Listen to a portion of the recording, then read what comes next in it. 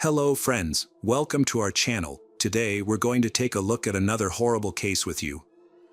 The case of Hannah Graham. Hannah Graham grew up in a loving family that appreciated the little joys of life. Hannah was smart, healthy, and musically gifted. She was a vibrant young woman until she met Jesse Matthew, and her vibrant life took a dark turn. In every photo, from childhood to adolescence, Hannah is smiling.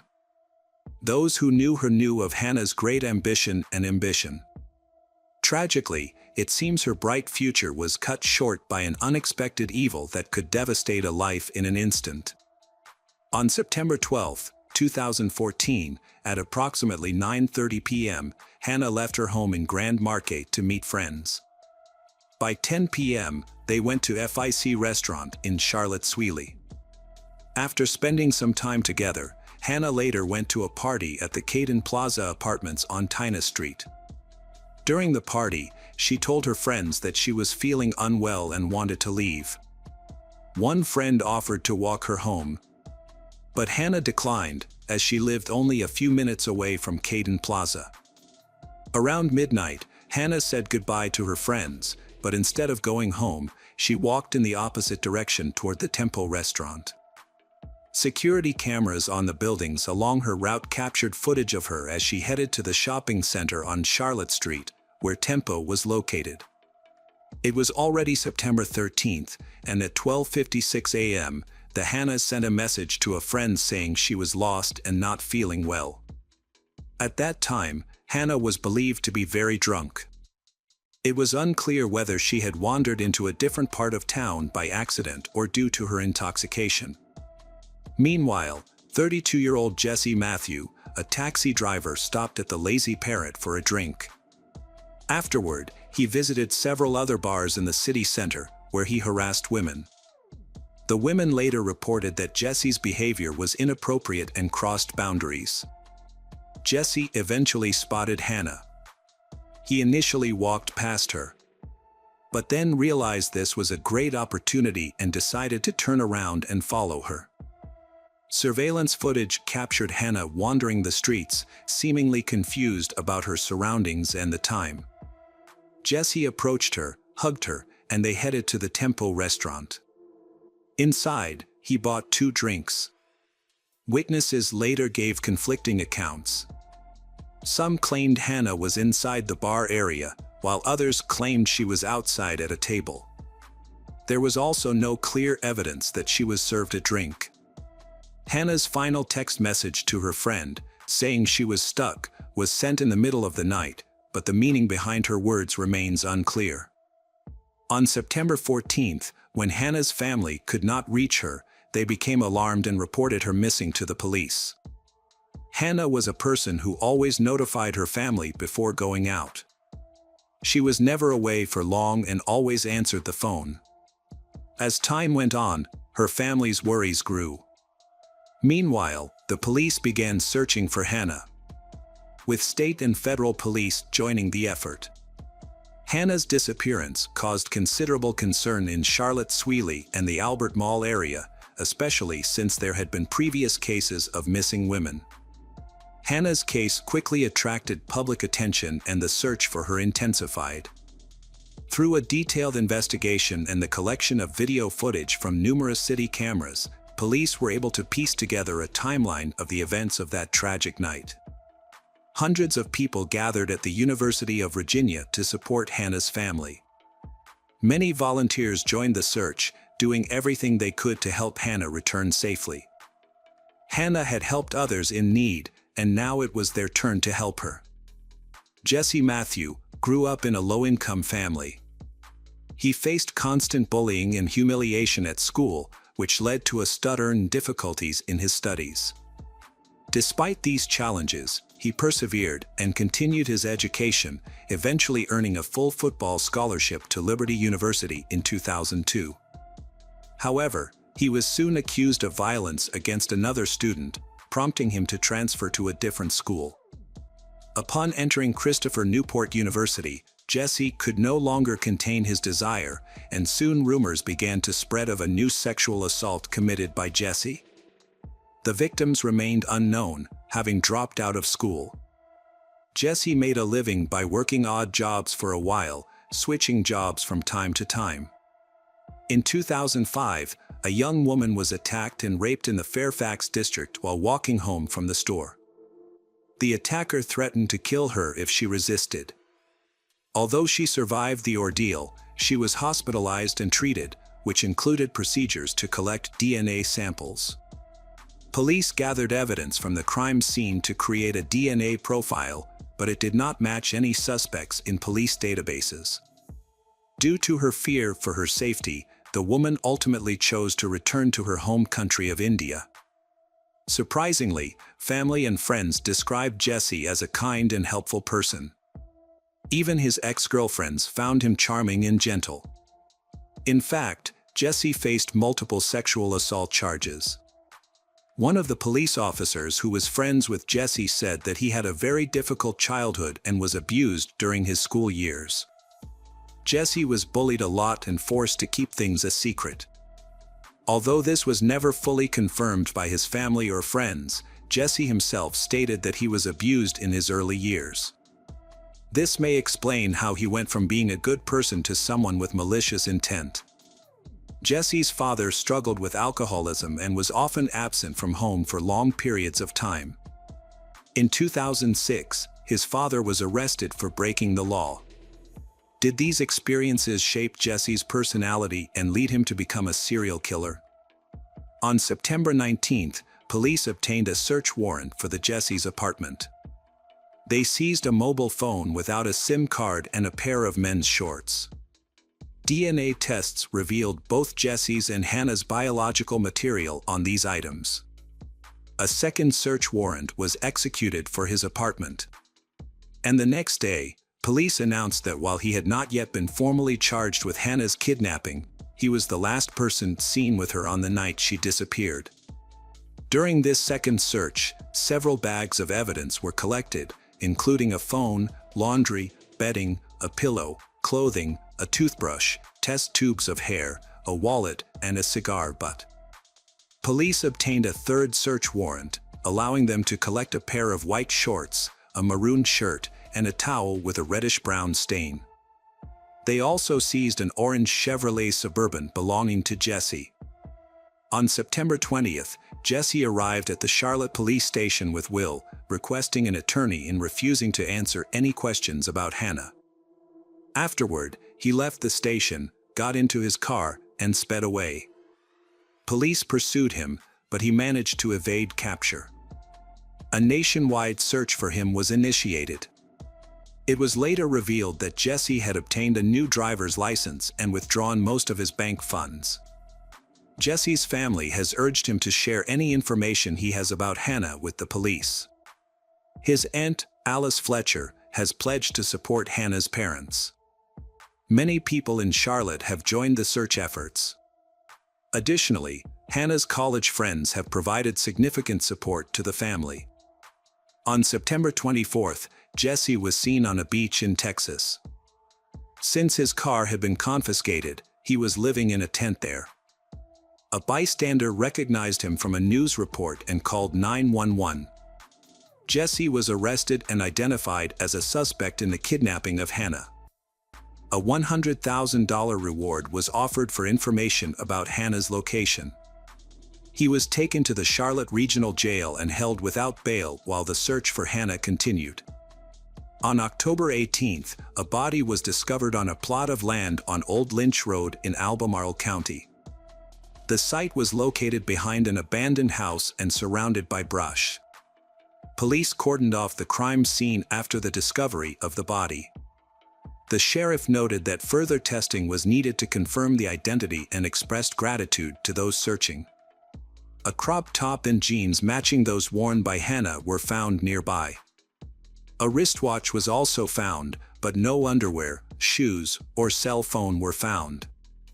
A local resident informed police that on the morning of September 13th, he noticed Jesse's car parked on the road behind the house. The car doors were closed, and there was no one inside. It was determined that Jesse was familiar with the area, having worked as a taxi driver nearby for several years. The body was sent to Chief Medical Examiner Dr. Kevin Y. for examination. He conducted an autopsy and concluded that the death resulted from intentional violence, with strangulation being the likely cause. Further tests showed broken noses, and the examiner confirmed that the victim was Hannah Graham. DNA evidence was collected, allowing police to link Jesse to Hannah's murder. Police then also connected him to another crime. This was the January 2010 kidnapping of Morgan Harrington. Her body was discovered on a farm in Albemarle County by the farm owner, who initially mistook them for animal bones. When he realized they were human bones, he quickly contacted the police. Morgan's body and Hannah's body were found just 6 miles apart. The DNA from Morgan's shirt matched that of Jesse Matthew, and surprisingly, it also matched evidence collected in 2005 in Fairfax. On February 10, 2015, Jesse Matthew was formally charged with the murder of Hannah Graham. He faced charges of first-degree murder and kidnapping. Prosecutors sought the death penalty. Attorneys proposed a plea deal that would have reduced his sentence if he confessed to the murders of Hannah Graham and Morgan Harrington. The victims' families met to discuss the deal, but when they learned that it only carried a 25-year sentence for murder, they rejected it. On March 2, 2016, Jesse Matthew accepted a plea deal in which he confessed to the murders of Morgan Harrington and Hannah Graham. In exchange, the death penalty was removed. Jesse's family had hoped Judge Chad would take into account his troubled upbringing and the sexual abuse he had endured. Despite this, the judge found Jesse Matthew guilty of first-degree murder and kidnapping of Morgan Harrington and Hannah Graham. He was sentenced to 4 consecutive life terms without the possibility of parole. Jesse's trial lasted less than 3 days. Along with the charges previously mentioned, he was charged with assaulting and raping a girl in Fairfax County in 2005. Jesse Matthew was sentenced to 3 life terms in the Fairfax girl case. As the judge read out his sentence, he emphasized the violent nature of Jesse's attacks. After the verdict, Jesse's mother screamed and had to leave the courtroom. Throughout the trial and sentencing, Jesse remained silent. In December 2020, Jesse was taken from Sac State Prison to Richmond Hospital under police escort, where he was diagnosed with stage 4 colon cancer. The terrible crimes he committed had already been resolved, and by December 2022, Jesse Matthew was still alive, with no additional updates on his health at that time. Hello, crime enthusiasts, are you ready for another chilling investigation? The case of Christina and Thompson Harris. Christina and Thompson and Jason Thomas Harris, both 40, had been married for 11 years by 2014. They got married in 2003, after dating for about 5 years. In 2009, Christina and Jason welcomed their first child, which brought significant changes to their lives. Despite the daily challenges and responsibilities, they were happy to be parents. Christina took care of the house and the children, while Jason worked at a plastics factory. As the children grew up, Christina was able to contribute financially to the family by working. However, in May 2014, she had to take maternity leave because she was expecting their second child in a few weeks. On September 29, 2014, Jason chatted with Christina while at work. Christina was suffering from a cold. She had a bad cough and was not sleeping well, but she reassured her husband that she was fine. A few hours later, Jason called his wife at home but received no response, which worried him. Unable to reach Christina, Jason asked a neighbor to check on her. He explained that Christina was sick and not answering the phone. The neighbor knocked on the front door but got no answer, so she called Christina's name. Receiving no response, she decided to try the door, found it unlocked, and entered the house. When she entered the bedroom, she found Christina lying on the bed and could not wake her. The neighbor called 911 and ran out of the house to call another neighbor, a nurse. The nurse checked Christina's pulse and confirmed that she had died. Thus, on September 29, 2014, 4 months after the birth of her second child, Christina was found dead at home. When the police arrived, Jason Harris was present. He told the police and paramedics that his wife had been sick but was alive when he left for work that morning. 2 days later, the medical examiner ruled that Christina died from an overdose of a controlled substance, a finding that shocked her family and friends. Most people who knew Christina, a mother of 2, including a newborn, believed that she had never used drugs. Christina's mother, Kathy, told police that her daughter was fine when she saw her the day before she died. Police were therefore skeptical of Jason Harris's claim that his wife had a cold. According to Kathy, Christina said her marriage to Jason was complicated. Jason was unhappy with the marriage but did not want a divorce because of concerns about child support and custody. Neighbors who discovered Christina's body also provided additional information to the police. Jason reportedly told them that the night before Christina died, he had prepared cereal with milk for her, then Christina passed out and dropped the plate. Police realized that Christina's family and friends had a hard time accepting that she might be involved in drugs. Instead, police suspected that Jason Harris was involved in Christina's death. Christina's mother and sisters insisted that police test her breast milk. According to Kathy, the police ignored the request for 48 hours. However, thanks to the family's persistence, the police finally agreed to investigate. As a result, breast milk was used as evidence for the first time in Michigan history.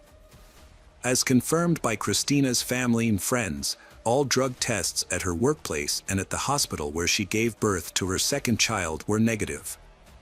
Her second child was only 4 months old when Christina died. Christina was breastfeeding, and Kathy confirmed that Christina was very careful about what she put into her body because she didn't want to affect her child. Christina often pumped breast milk while at work and stored it in the freezer. Some of the breast milk was left at Kathy's mother's house. They tested 3 bags of breast milk for possible drug residue. These bags were labeled with the date they were put in the freezer so Christina knew which bag to thaw first. Experts tested all the samples, including the ones frozen just before Christina died, and found no signs of drugs. This proves that Christina did not use the substance that killed her. Jason Harris's sister was the only one who suggested that Christina had used drugs, prompting investigators to focus more on Jason and treat Christina's death as a homicide. The investigation was slow, and it is unclear what would have happened if Christina's family had not been actively involved in the search for the truth. Kathy repeatedly reminded Davison police about her daughter's case in August 2016, nearly 2 years after Christina's death. Not seeing the enthusiasm and desire to solve her daughter's case in Davison, Kathy asked Davison police to turn the case over to the Michigan State Police, which had new investigators. From there, the story began to unravel. Police gathered a lot of information about Jason Harris, including how he acted before and after his wife's death. Jason had been having affairs with other women. Christina knew about this and confided in her family and co-workers that Jason had been texting other people while she was giving birth to their youngest child. Christina once told a co-worker that if she died, Jason would be the cause. When asked if she was serious, she said yes. Jason told his co-worker that he suspected the second child was not his biological child. He also complained that after the birth, Christina became depressed, often stayed in bed, and did not go to work. Jason often complained about Christina nagging him. A co-worker of Jason recalled that Jason may have told him that he wanted Christina dead. He described the relationship between Jason and Christina as toxic and recalled that they argued frequently. One of the most surprising and shocking things about this case is that Jason Harris did not hesitate to let everyone know that he wanted to get rid of his wife.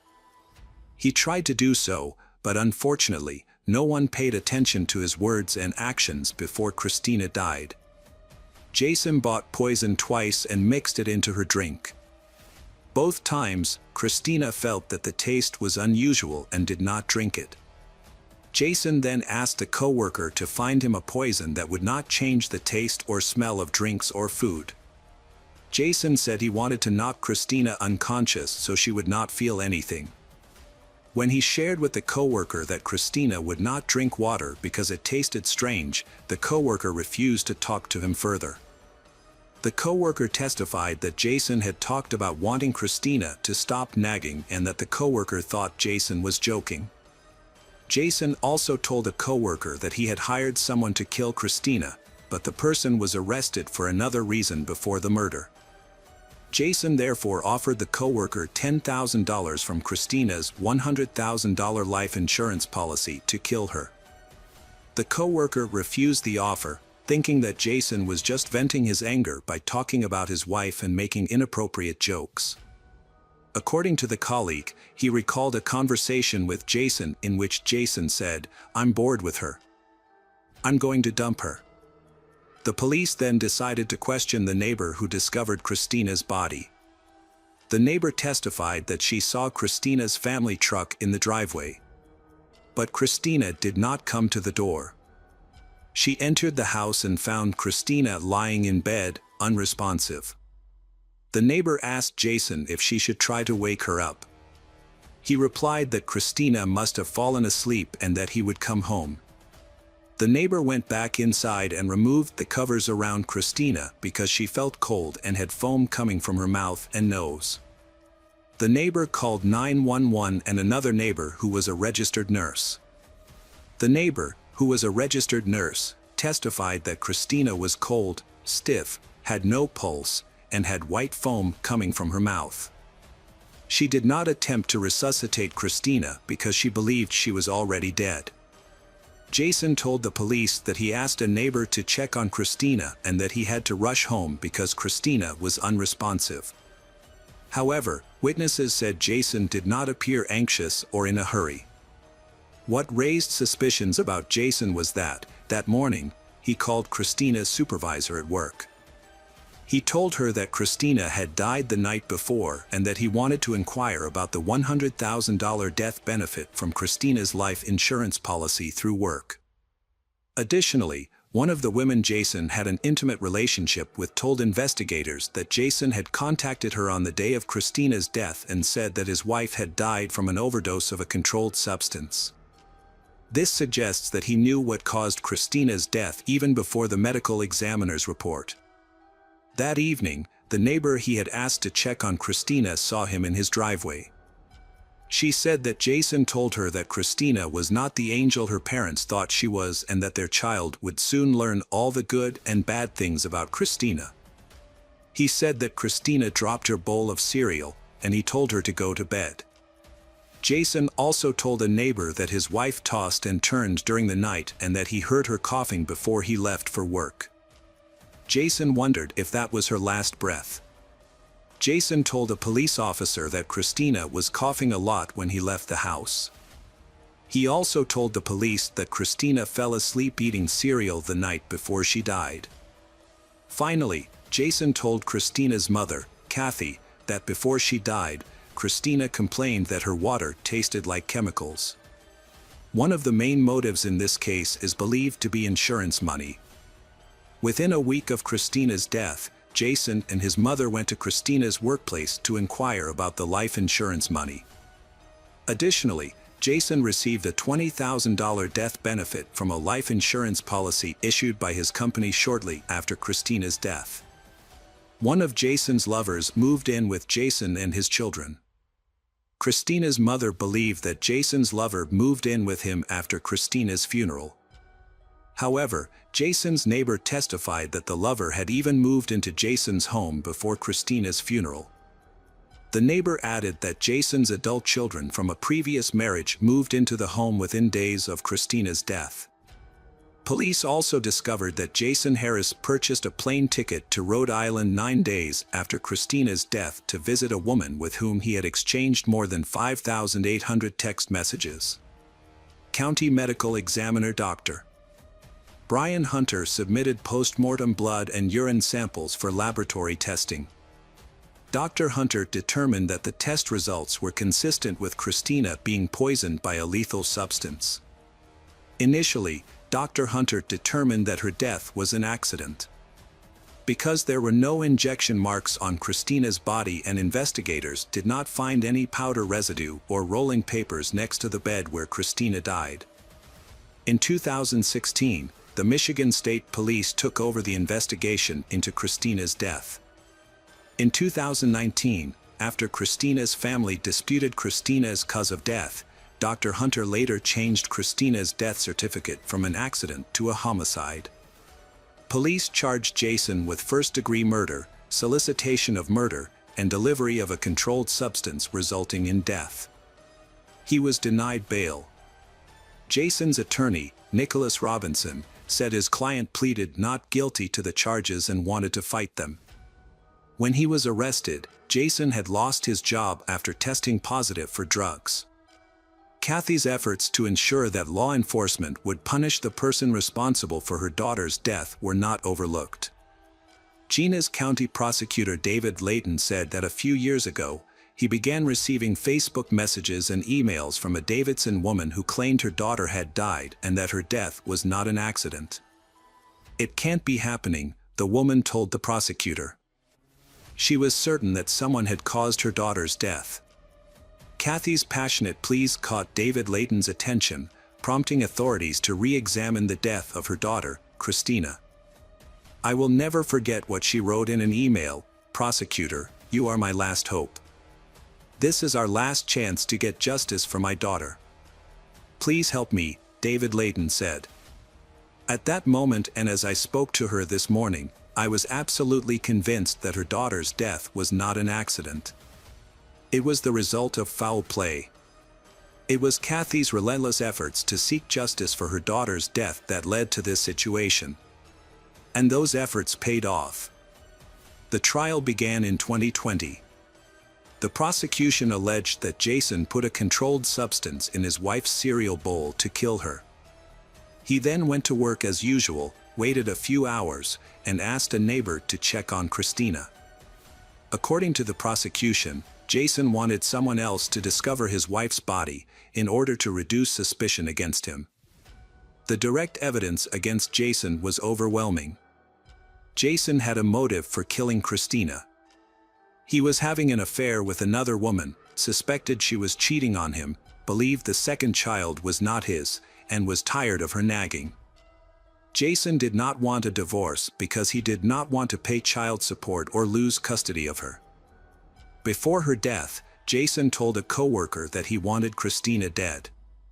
On the morning of her death, Jason called her company to inquire about a $100,000 life insurance policy, and in that call, he said Christina had died the night before. The jury heard clear evidence that Jason not only wanted Christina dead, but that he had tried to hire someone to kill her. He planned to do this and knew where to buy illegal drugs. In fact, he had purchased them on multiple occasions to give to Christina. At trial, multiple witnesses testified that Christina did not use drugs recreationally. Christina was very careful about what she consumed because she was breastfeeding. Furthermore, tests showed that her frozen breast milk contained no harmful substances. To support the theory that Jason had poisoned Christina's food, the prosecution presented toxicology reports. For example, Dr. Judge argued that Christina's death could have been caused by ingestion of some kind of poison. The prosecution ruled out injection because no traces of injection or needles were found at the scene. Dr. Judge also testified that inhalation was unlikely because no rolled-up dollar bills or snorting paper were found at the scene. The court gave Jason Harris a chance to speak, but he did not apologize or show remorse. Instead, he insisted that he was innocent. The judge said, "The jury did not believe your lies," ultimately exposing him as a selfish and deceitful murderer. On November 17, 2021, the jury found Jason Harris, 47, guilty on all charges. 3 weeks later, the court sentenced him to life in prison without parole. He has appealed the verdict, however. After the trial, prosecutor David Layton expressed his condolences to Christina's family and friends, emphasizing that this was a tragic case. Layton went on to say, "While this case has many unique and media-driven details, the most important thing is the family's loss. I hope this verdict helps them find comfort in knowing that justice has been served." Jason requested a new trial on the grounds that his defense attorney did not do a good job. He introduced evidence in the form of his attorney's testimony, showing that his defense attorney failed to seek an independent expert opinion on the prosecution's evidence and failed to consult with an independent toxicologist. Jason's defense attorney explained this decision as part of a trial strategy because he had thoroughly questioned Dr. Hunter and was able to show the jury that Dr. Hunter had changed his opinion about the cause of death based on information from a related civil lawsuit. In February 2024, the Michigan Court of Appeals upheld Jason Harris's conviction. He remains in prison for life without the possibility of parole. Hello, crime enthusiasts, are you ready for another chilling investigation? The case of Kathy Martin. Kathy Martin was born on October 25, 1959, in Houston, Texas. Kathy grew up in a peaceful and happy family. During her childhood, she was very close to her older sister. When she was a teenager, Kathy met Mike Odom, whom she would later marry and start a family. After the wedding, the two settled in a quiet suburb outside of Houston, and soon after, they had a daughter and a son. After the birth of their second child, Kathy stayed home and took care of the children. Meanwhile, Mike worked at her father's small sign factory. Thanks to the financial support of Kathy's parents, the family was able to provide for their children. Therefore, Kathy was able to take care of the children without having to worry about working extra. On March 3, 1987, Kathy stayed home to take care of the children as usual. Mike went to work and then met up with friends at a bar after work. He called Kathy from a pay phone, but she didn't answer. This worried Mike because Kathy rarely left the house. He called several times but got no response. Worried about his wife, Mike called their neighbor, Tim Robinson, and asked him to check on her. Tim went to the house and knocked on the door, but no one answered. He looked through the living room window and saw that the television was still on. So he knocked again but got no response. At this point, he began to worry that something serious might have happened to Kathy. Instead of going home to call Mike or the police, he decided to drive around town looking for police patrols. After a few minutes of searching, he spotted a police car and explained the situation. He asked them to check on Kathy to see if she was okay. When the police arrived at the house, they also got no response to their knocking. They decided to try the door and found it unlocked. Once inside, the police found Kathy's older daughter lying unconscious on the sofa, clearly traumatized but still alive. The police quickly called an ambulance and continued to check other rooms in the house. In the bedroom, they found the younger child lying in her crib, safe and sound. But when they entered another room, they discovered a horrific scene. Kathy was lying on the floor, covered in blood and naked. The police immediately determined that she was dead. Her arms were also tied with a light cord. Paramedics took Kathy's daughter to the hospital and began investigating the crime scene. Kathy's father arrived at the house, but the police did not reveal any specific details. Instead, they asked him to go to the hospital to care for his granddaughter when she woke up. While waiting at the hospital, he learned of his daughter's death from a news report on TV. When Mike arrived at the house, the police quickly discovered something strange. He arrived late and had blood-like stains on his shirt. The police asked him to hand over his clothes and answer questions. During this time, the police discovered some interesting signs. They found several blood stains in the bathroom, indicating that the attacker had tried to hide the evidence after the crime. This suggested that the attacker had been in the house for some time to clean up. Forensic experts also discovered some important clues. There were no signs of forced entry, and all the windows and doors except the front door were locked. This suggested that Kathy had invited the attacker into the house or that the attacker had a key. Police speculated that the attacker may have threatened to harm Kathy's children if she screamed or resisted. Therefore, Kathy may have complied with the attacker's demands, hoping to be spared, but was ultimately murdered.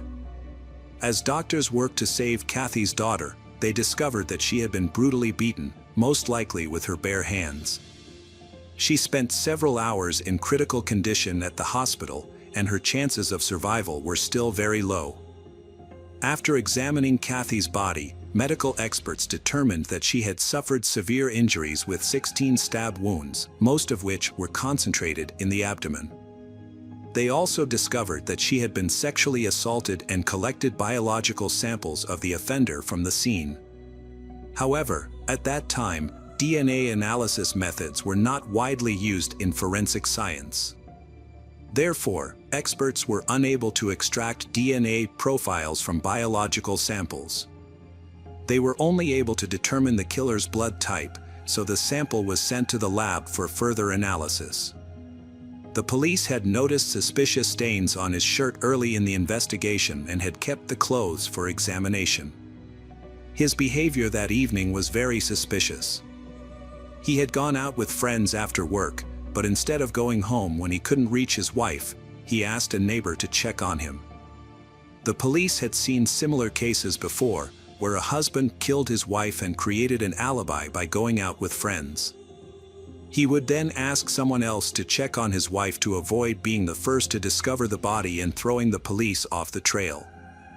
The police expanded their investigation to see if Mike might have planned the murder before meeting his friends. They also discovered that Mike had a criminal record. After graduating from high school, he was arrested for selling drugs to an undercover police officer. Mike was sentenced to 6 years in prison but only served 2 years before being paroled. He later married Kathy. Although Mike had a criminal record, the police needed more evidence to charge him. The police also began investigating Mike's neighbor, Tim, because of signs of suspicion. Tim drove around town looking for patrol officers instead of calling the police. The police checked Tim's car and found suspicious blood-like stains on the carpet. They sent these samples to the lab for analysis. Now investigators wondered if Mike and Tim might have worked together to commit the crime. After completing the report, the medical examiner came to an important conclusion. Kathy's time of death was around 1 p.m. before she was discovered around 6 p.m. The police expanded their investigation to determine the suspect's whereabouts around that time and to find out what they did after the murder. Mike and Tim both claimed to be at work at the time. So the police set out to see if their statements were accurate. 2 days after the murder, they received a call from the hospital saying Kathy's daughter had woken up. The police went to see her in the hope that she would provide important information about what had happened. However, they encountered a major obstacle.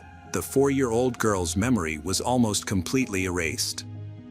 She only remembered a light-haired man entering the house, while Mike and Tim had dark hair. But the police did not rule them out as suspects. They believed that the severe trauma could have made her memory inaccurate. The police received a call from the lab with surprising information. Experts examined the evidence and found that the stain on Tim's car carpet was motor oil, and the stain on Mike's shirt was just paint, not evidence of a crime. In addition, many of Mike and Tim's co-workers also confirmed that they had been at work all day and did not leave until the evening. Thus, they had no opportunity to go to Kathy's house and commit the crime. The police requested a lie detector test and the results showed that neither of them were lying. There was no conclusive evidence. The police had to review the entire case and investigate other suspects who might be familiar to Kathy's family. Because the attacker could have easily entered Kathy's house. During the investigation, they had conversations with Kathy's relatives and friends to find out who they thought might have committed the crime. Many of them immediately named the same person, Greg. Greg was Kathy's brother-in-law, and her loved ones revealed that she often complained about his behavior. Specifically, according to Kathy, Greg openly flirted with her and repeatedly tried to convince her to have sex with him. Kathy also said that Greg often made inappropriate comments about her appearance, especially about her abdomen. And according to the evidence collected, we know that most of the injuries were on Kathy's abdomen. The police also knew that Greg had a history of illegal drug use and a criminal record. Therefore, the police began to suspect him and soon found some important clues. They found Greg's fingerprints matched one in Kathy's house, as well as a hair that matched his. However, it should be noted that Greg often visited Kathy's family, so it is possible that the fingerprints and hair were in the house before the murder occurred. Kathy's parents also believed that he was the one who killed their daughter. Kathy's mother specifically remembered one time when Greg visited Kathy's daughter at the hospital. When she saw Greg, she had a clear look of fear on her face. These observations suggested that she was afraid of him. However, when asked, she could not remember what happened on the day of the murder. After hearing all this information, the police summoned Greg for questioning. However, he denied any involvement in the murder and said that he was with a friend at the time. During the questioning, Greg asked to go to the parking lot because he was afraid of being fined for expired parking. However, he did not return to the police station. Greg's wife, Kathy's sister, said that on the day of the murder, Greg dropped her off at around 10:30 a.m. and picked her up at 2:30 p.m. This meant that Greg had a 4-hour window around the time of the murder, enough time for him to commit the crime. However, the police still did not find enough evidence to prove Greg's involvement in the murder. In a last-ditch effort to find more clues, the police decided to analyze a semen sample taken from Kathy's body. However, at that time, the technology only allowed for the blood type of the owner of the semen sample to be determined. In addition, the analysis of the samples collected from the case was too small to be tested. However, the police still decided to perform the test. The results showed that the blood type of the owner of the semen sample matched Greg's blood type, but this was not enough to conclude that he was guilty. As a result, the police were unable to arrest him. They continued to search for more evidence, but were unable to prove that Greg was involved in the case. Kathy's family believed that Greg was the killer. Kathy's sister Shelley still did not believe that her husband was involved in the case and continued to live with him. In the years that followed, the police continued to revisit the case, hoping to find any new clues. In 1998, 11 years after Kathy was murdered, they requested a DNA analysis on the remaining semen sample. However, experts were only able to extract a partial DNA profile, which, when compared to Greg's DNA, showed that Greg was among the 2% of the population who could match the profile. He could not be arrested based on this result. The police again called Greg in for questioning, telling him that the semen from Kathy's body matched his DNA. Greg then changed his original statement, saying that Kathy had been romantically involved with him and that he had actually visited her on the day of the murder, but Greg insisted that she was still alive when he left. The police were suspicious of Greg's sudden change in story because suspects often change their stories when they hear about DNA evidence. In addition, Kathy had complained about Greg's flirtations, feeling uncomfortable around him. So it was unlikely that she would have had a secret relationship with him. But the police knew that they could not convict without a perfect DNA match. The local police reviewed the case and confirmed that a guilty verdict was almost impossible, and the case was put on hold again for many years. In 2002, the police reopened the case and asked for help from forensic scientist Catherine Long. At the time, Catherine was doing groundbreaking DNA research. She and her colleagues wanted to know if the offender's DNA might still be on Kathy's body after the strangulation, and if they could extract that DNA for analysis. To test this, Catherine and her team conducted a simulation experiment. They followed the steps the perpetrators took by briefly strangling each other, then taking samples from their hands and necks for analysis. The results showed that even in such a short interaction, there were still enough skin cells to extract and analyze DNA. The police began to focus on the available evidence when they were unable to re-examine her body. They decided to thoroughly examine all the items related to the case to see if the perpetrator had come into contact with them. They quickly noticed the string of lights that the killer had used to tie Kathy's hands, which the police gave to Catherine and her colleagues to examine. As they began their work, they noticed that the string had been stored in a paper bag. This was important because the paper bag allowed air to circulate, preventing moisture buildup and protecting the biological samples. Experts used cotton swabs to collect biological samples from the entire length of the rope. They paid special attention to areas on the rope that still had traces of Kathy's blood. After analysis, they discovered 2 DNA profiles. The first profile, belonging to the victim Kathy, the second profile completely matched Greg's DNA sample. The police finally had evidence that Greg was the one who tied Kathy's hands, and that he was the killer. 15 years after Kathy's death, the perpetrator was finally arrested. During questioning, Greg did not confess, insisting that he had a romantic relationship with Kathy. The police did not believe him. While awaiting trial, Greg was detained. A cellmate of Greg's contacted the police and said that Greg had confessed to him. According to the friend, Greg told them the details of the attack and murder. Greg said that one day, he had been using illegal drugs and went to Kathy's house. Once inside, Greg tried to force Kathy to have sex, but she refused and asked him to leave. However, Greg became aggressive and attacked Kathy's daughter, causing many serious injuries. Greg assured Kathy that if she did not comply with his wishes, he would kill her. Kathy had no choice but to agree to protect her children.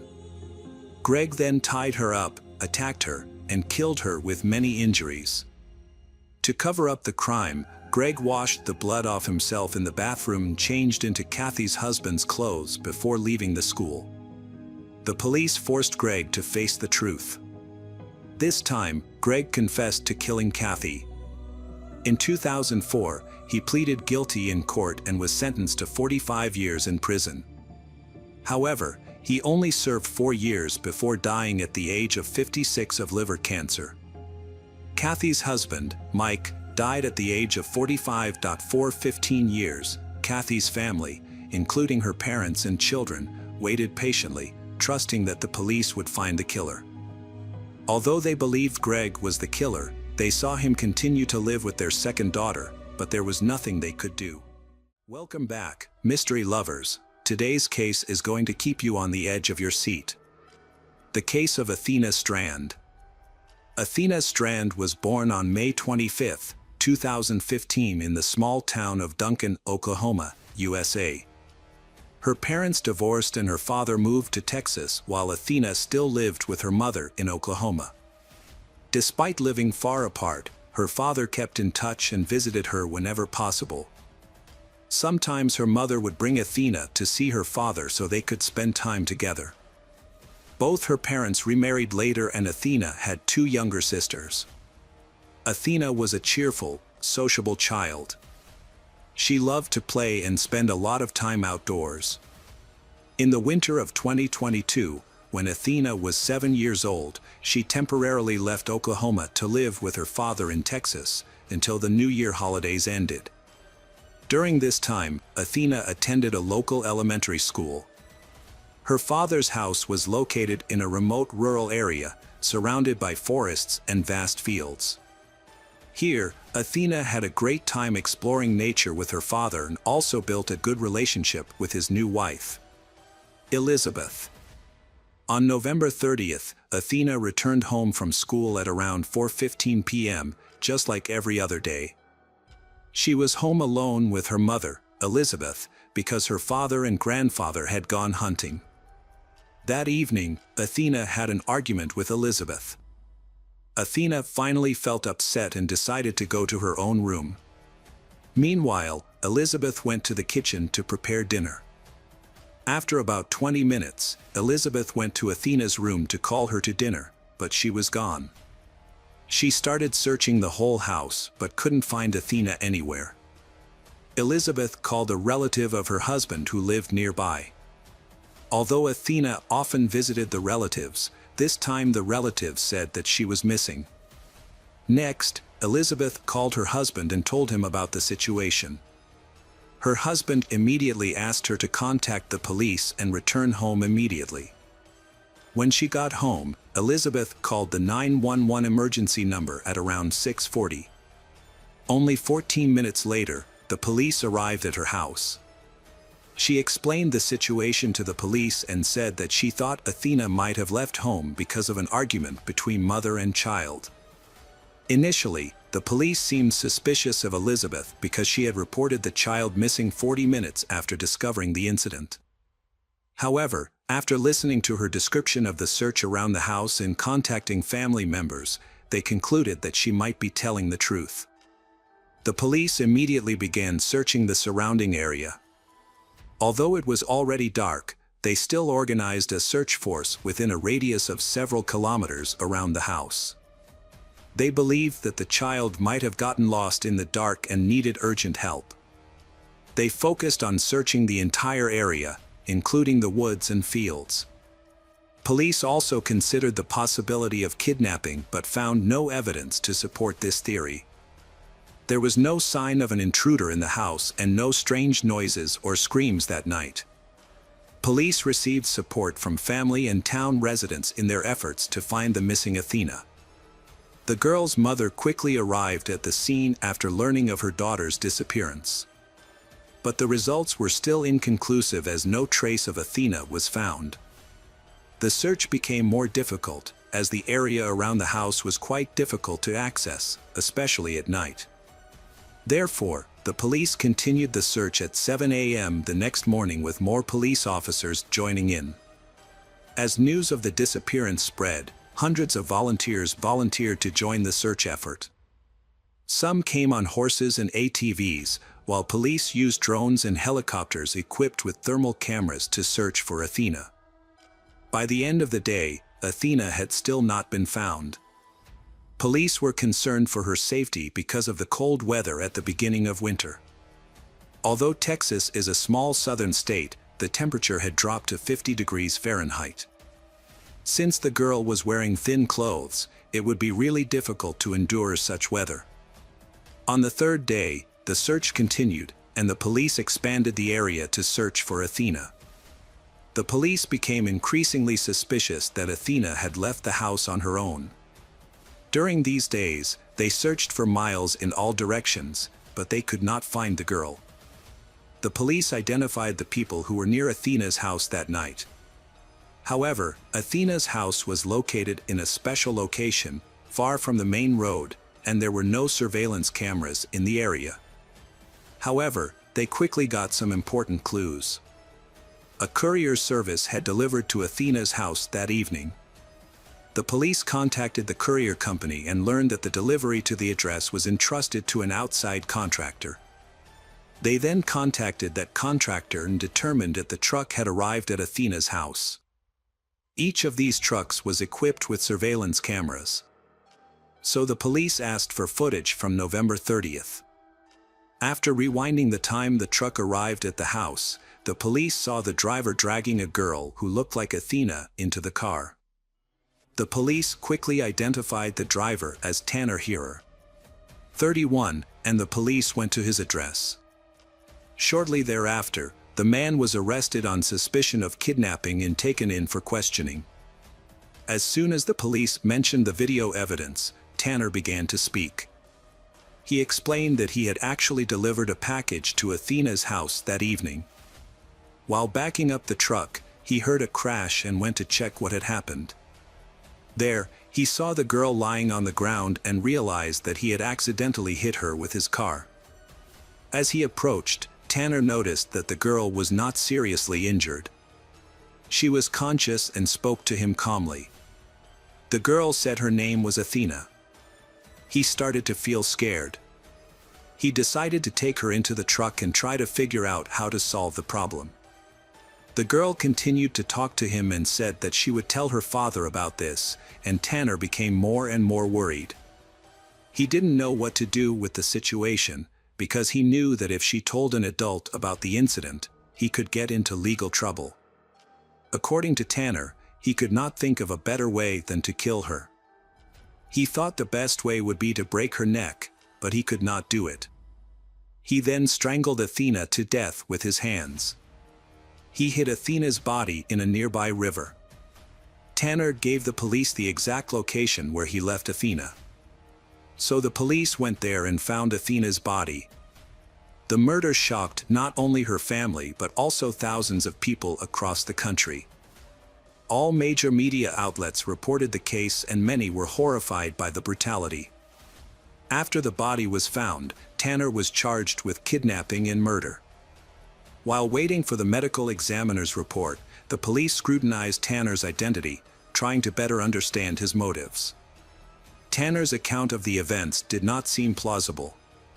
According to Tanner, he lightly hit the girl with his heart valve, causing no serious injuries to her.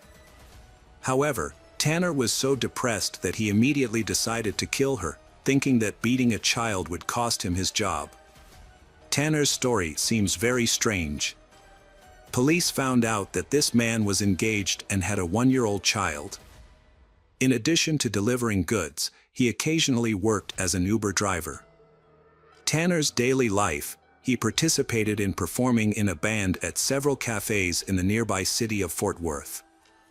On social media, he often posted photos with his son, snapshots during music performances, and other moments of his daily life. These images do not show that he was a cruel person. There is no information about his previous criminal record before his arrest. Police also found no indication that he might be a dangerous criminal. Meanwhile, Athena's parents filed a lawsuit against FedEx and the contracting company, accusing them of allowing Tanner to work. They called for higher standards for employee screening to prevent such crimes in the future. Police investigators said the package Tanner delivered that evening was a Christmas gift Athena's parents had ordered for her. It was a Barbie doll she had long wanted. However, when the results of the medical examination were released, the case became more complicated. Experts said Athena died within an hour of being kidnapped. Her body had suffered various degrees of injury and the primary cause of her death was asphyxiation. Police then outlined a series of events that could have led to the incident. After an argument with her mother, Athena decided to go outside and stand in the yard. At this time, Tanner arrived to make a delivery and found her alone. According to this theory, he saw an opportunity to satisfy his lust. The area around Athena's house was quite isolated and the police believe that Tanner may have tricked or deliberately attacked Athena to get her into the car without encountering any resistance. It is still unclear what happened next. There are two main possibilities that seem most plausible. First, Tanner may have planned to take Athena out of the house to carry out his evil intentions, but the girl started screaming or tried to escape. Fearing discovery, Tanner killed the girl and dumped her body in the river. Second, Tanner may have committed some kind of harassment against Athena that did not involve direct contact.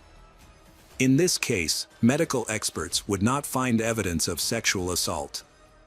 To learn more, police spent weeks digging into Tanner's past. They spoke to his relatives, friends, and acquaintances, looking for any signs that he might have been involved in other criminal activities. There was a major breakthrough in the investigation. The police found several people who said they had been assaulted by Tanner when they were children. However, the identities of these people have not been released to protect the investigation. One of Tanner's victims went public with her story of being assaulted by him when she was 16. She shared her story on social media in an attempt to gain attention. Surprisingly, Tanner faced no consequences for his actions and was not even considered a suspect for a long time. Sadly, The victim wrote that no one believed her during those years. However, after Tanner killed Athena, these allegations received more attention, exposing Tanner's true nature. Now Tanner will also face separate trials for 4 sexual assaults involving minors. In preparation for the trial, the government announced that they would seek the death penalty. Tanner himself has hired a lawyer to advise him to withdraw his confession and declare his innocence, but this is unlikely to help him avoid punishment, as the police have video footage from the truck as well as Tanner's testimony about the exact location of the body. We can only watch the trial unfold and wait for more details to become public. Hello again, true crime fans. We've got another mysterious case to explore. The case of Vicky Glass. Vicky Glass was born on September 21, 1979 in Stockton-on-Tees, a small town in the northeast of England, on the banks of the River Tees. She has an older sister named Claire, who is 1 year older. When Vicky was 6 years old, her parents, Deborah and Anthony, decided to divorce. Her mother, Deborah, later married another man named Colin Goodall, and Vicky had a half-sister named Cheryl and a brother named Thomas. Although her parents divorced, they continued to live in Stockton. Vicky developed a passion for music from an early age, becoming a big fan of Michael Jackson and the musical Cats. Between the ages of 13 and 18, she joined a local jazz band and often performed with her friends. After graduating from Blackstone High School, Vicky continued her studies at the academy and earned 5 college degrees. However, her life changed dramatically. At 18, Vicky fell in with a bad group of friends and began her drug addiction. Her illegal activities were mainly in the Cannon Park and Gresham areas of Middleborough, near her home. Her illegal activities were mainly in the Cannon Park and Gresham areas of Middleborough, near her hometown. In 1999, Vicky became homeless and contracted severe pneumonia. During this difficult time, her friend introduced her to a man named Patch Claus. This man provided her with a temporary place to heal. For months, Vicky lived with Patch, who cared for her and provided her with medication. However, this support was not enough to help Vicky escape her addiction and unhealthy lifestyle. On September 23, 2000, a few days after her 21st birthday, Vicky left Patch's house with her friend for the last time. She had initially stayed at Cannon Park in Gresham. Vicky also worked as an escort on Set Road in Middleborough, and they drove to Main Road. Main Road was notorious for escorting and illegal activities. After staying there for a while, Vicky and her client left and hailed a Ring taxi. The taxi driver then took them to a man's house in Norton, only 3 blocks away from where they had left. Vicky stayed there once more before hailing another taxi to return to Middleborough. The taxi that picked her up was a white Vauxhall Vectra, registration number 790, at 4 a.m. on Sunday, September 24th. She got out at the intersection of Union Road and Ashwood Square, near a pub called The Colleague. From there, Vicky was only a 5-minute walk to Patch's residence, where she lived with the man. However, she did not return home.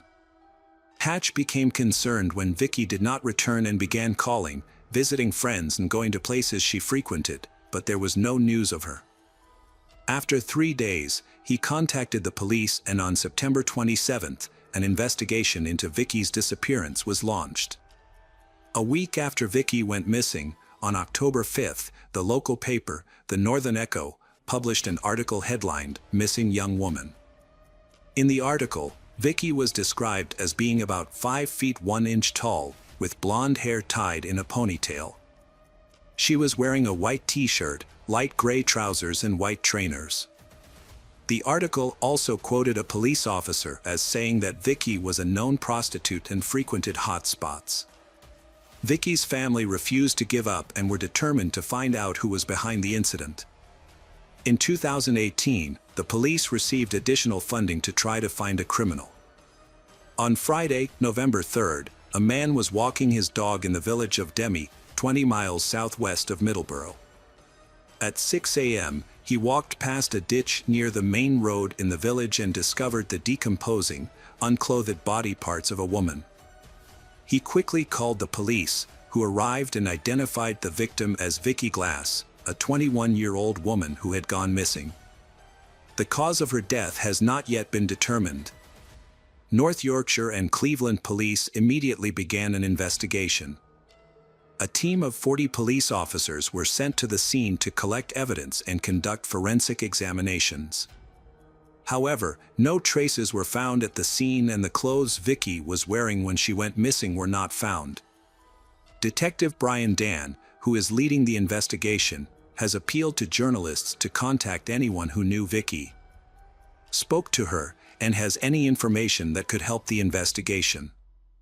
As Demi was a popular tourist destination, police appealed to anyone who might have been in the area to contact them. Police noted that the car that brought Vicky to the village may have stopped on the roadside outside the village before entering the village and asked people to be aware of this stop. On November 13, 2000, Vicky's mother Deborah addressed the press appealing for witnesses to her daughter's disappearance. Police placed a picture of Vicky in the pub where she was last reported missing, as well as in other areas of the city where sex workers were known to operate. By November 20th, police had interviewed nearly 500 people and received more than 150 statements. Those interviewed included former clients of Vicky and drivers who used the Cannon Park overnight car park where Vicky and other sex workers often worked. The police laid flowers on her grave where her body was found. They then appealed to the public for any information that might help them find the culprit. Two men in Vicky's family tried to stay calm, appealing for the public's cooperation in the investigation. Meanwhile, Vicky's mother, Deborah, was extremely distraught and could not attend the ceremony. After questioning many people, the police found important information. They said that about 12 prostitutes may have information related to Vicky's disappearance. The police began a more thorough investigation. In March, the police began to closely monitor lorry drivers stopping at Cannon Park car park. Next, the police arrested a 39-year-old man from Grimsby, but he was released on bail and his identity is still kept secret from the public. On January 9, 2002, police arrested a 47-year-old man on suspicion of being involved in Vicky's case.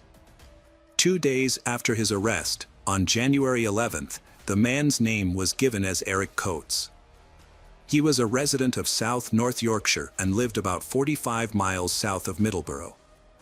Eric regularly used the services of prostitutes and was a client of Vicky. This was the third time Eric had been questioned about Vicky's disappearance. Police searched his home, where he lived with his parents. Police said Eric could not provide an alibi for his whereabouts on the day Vicky went missing, although he did mention that he may have been at his home because it was his father's birthday that evening. Eric Coates later gave an interview to the Northern Echo, saying that, according to rumors, Vicky had been murdered over a drug debt and that he did not want anyone else to die like that. He also expressed hope that a criminal would be found. Police found no clear evidence and Eric was released without charge. In July 2002, Cleveland police announced their intention to question another suspect, John Taylor. John had been sentenced to life in prison for the kidnap and murder of 16-year-old Leanne Turner in Leeds, West Yorkshire. He kidnapped Leanne Turner while she was shopping in the city centre on Christmas Eve 2000, took her home and brutally murdered her. Leanne's body was found 9 months later by Cleveland Police Inspector Jim Tate. Policeman Jim Tate told the press about the progress of the investigation, but no further information about John Taylor was available in connection with Vicky's case. To mark the second anniversary of Vicky's death, in September 2002, her mother, Deborah, held a press conference appealing for help from the media. In her heartbreaking speech, she shared the pain she had suffered since losing her child and how she had considered suicide because she could not bear the pain. After a long delay, a further investigation into Vicky's case was launched. However, when this investigation was carried out in August 2003, the results of Vicky's autopsy could not determine the cause of death. This was because Vicky's body had decomposed so badly over time that many of her body parts, including major organs and some bones, were missing. The subsequent investigation also found no signs of injury or abuse to Vicky. Later that year, Vicky's mother, Deborah, and stepfather Colin visited the site in Denny where Vicky's body was found to pay their respects. They were followed by reporters from ITV. In a 20-second video, Deborah can be seen fighting back tears as she says Vicky did not deserve to die like that. Gordon Lamp from Cleveland Police also said that despite 10 years having passed, they would continue to try to find the criminal responsible for Vicky's death. 10 years after Vicky's death on September 24, 2010, her parents spoke to reporters for information and discussed the emotional pain caused by the decade-long hunt for her killer. Her mother, Deborah, said she thinks about Vicky every day and cannot get over her loss. Vicky's mother, Deborah, died in 2015 at the age of 55 and will never know who was responsible for her daughter's death. In 2017, Cleveland Police, along with Crime Commissioner Barry Coppinger, applied for special funding from the Home Office to fund the investigation of 3 old criminal cases, including Vicky Glass's case. The story of Vicky Glass, it all started with her disappearance, but the reason why she was killed is still a big question. Currently, the mystery of Vicky's death is still unsolved, and this causes unbearable pain to her family and friends. People continue to search for answers and hope to catch the culprit responsible for Vicky's tragic death, but unfortunately, after all these years, the culprit is still not found. Hi everyone, thanks for returning. Let's unravel another perplexing mystery. The case of Belinda Temple. Belinda Temple was born and raised in Texas. In 1986, Belinda went to college in her hometown, while her twin sister, Brenda, left to study at Stephen F. Austin University. Belinda decided to stay with her parents because she was dating Marshall Kummer, who was 3 years older than her. She was completely absorbed in the relationship. However, Belinda's parents were not pleased. They were concerned that the relationship would disrupt her studies, leading to her having children early and dropping out of school. This caused a lot of tension in the family. Belinda's mother, Carol, did not agree to her daughter living with Marshall. Belinda was a strong-willed and determined girl, and she may have taken her mother's advice as a threat. So at a family dinner when Marshall was invited, Belinda and Marshall, despite their mother's objections, announced that they were getting married. The atmosphere at the dinner table became heavy and quiet. Belinda decided to get married to prove to her parents she was an adult. Her boyfriend wasn't eager but didn't refuse. They married without a grand celebration, with Belinda wearing her sister's white dress and spending the day with friends drinking champagne. The next day, she moved in with him at his parents' place. The marriage was mainly to stop her mom's criticism and gain independence. But not 6 months later, Marshall began to spend little time at home, saying he was working late, but was actually with another woman. Belinda found out when she noticed that her husband was acting strangely one day. She waited until his workday was over and followed her husband, and that's when it all came to light. Marshall was walking hand in hand with some strange woman, most likely with his colleague. Belinda didn't start any arguments or jealousy, she just packed her things and went back to her mother. Marshall kept trying to ask for Belinda's forgiveness, but she wouldn't budge. After that, they soon divorced. In 1987, Belinda had nothing to keep her in her hometown, so she decided to follow her sister to Stephen F. Austin State University. Her time at the university was a positive experience for Belinda. It seemed that she had found her purpose. In addition to studying, Belinda also worked part-time as a basketball coach, and the young girl had very high expectations. At the same university, Belinda met David Temple. Like Belinda, he was also a part-time coach, but in soccer, and he was also a member of the university soccer team as captain. For David, soccer was an integral part of life. He had started practicing soccer since he was a child, and from that time on it was clear that he had the potential to become a star at school. He often played soccer very successfully for the team and was respected by all the teachers, despite his unpleasant personality. David can easily insult or even hit someone, but he gets away with it easily when he is on the field during a match. He often starts the match in a heated situation and then takes a long time to calm down. One of David's teammates said that he has an aggressive nature because of his steroid use. However, in their relationship, David acts completely differently from Belinda. He becomes a caring person and loves her very much. As soon as someone smiles at Belinda, David becomes jealous and tries to clarify his relationship. Belinda met David's family and they were impressed with her. They thought that Belinda and David had a lot in common. But Belinda's sister was not happy about the relationship. They knew Belinda as a strong-willed and independent person before, but as the relationship began, they noticed a change in her. Belinda became withdrawn, quiet and modest, and her life seemed to revolve around pleasing David. Belinda also began to distance herself from her family. She called her parents less often and stopped visiting home as she used to. This was a worrying sign in a toxic relationship. However, David and Belinda continued their relationship. They bought a bull terrier and named him Shaq. After graduating from college, they decided to get married. In January 1999, David and Belinda Temple were expecting their second child. Belinda was nearing her due date, and doctors predicted that she would go into labor in a few weeks.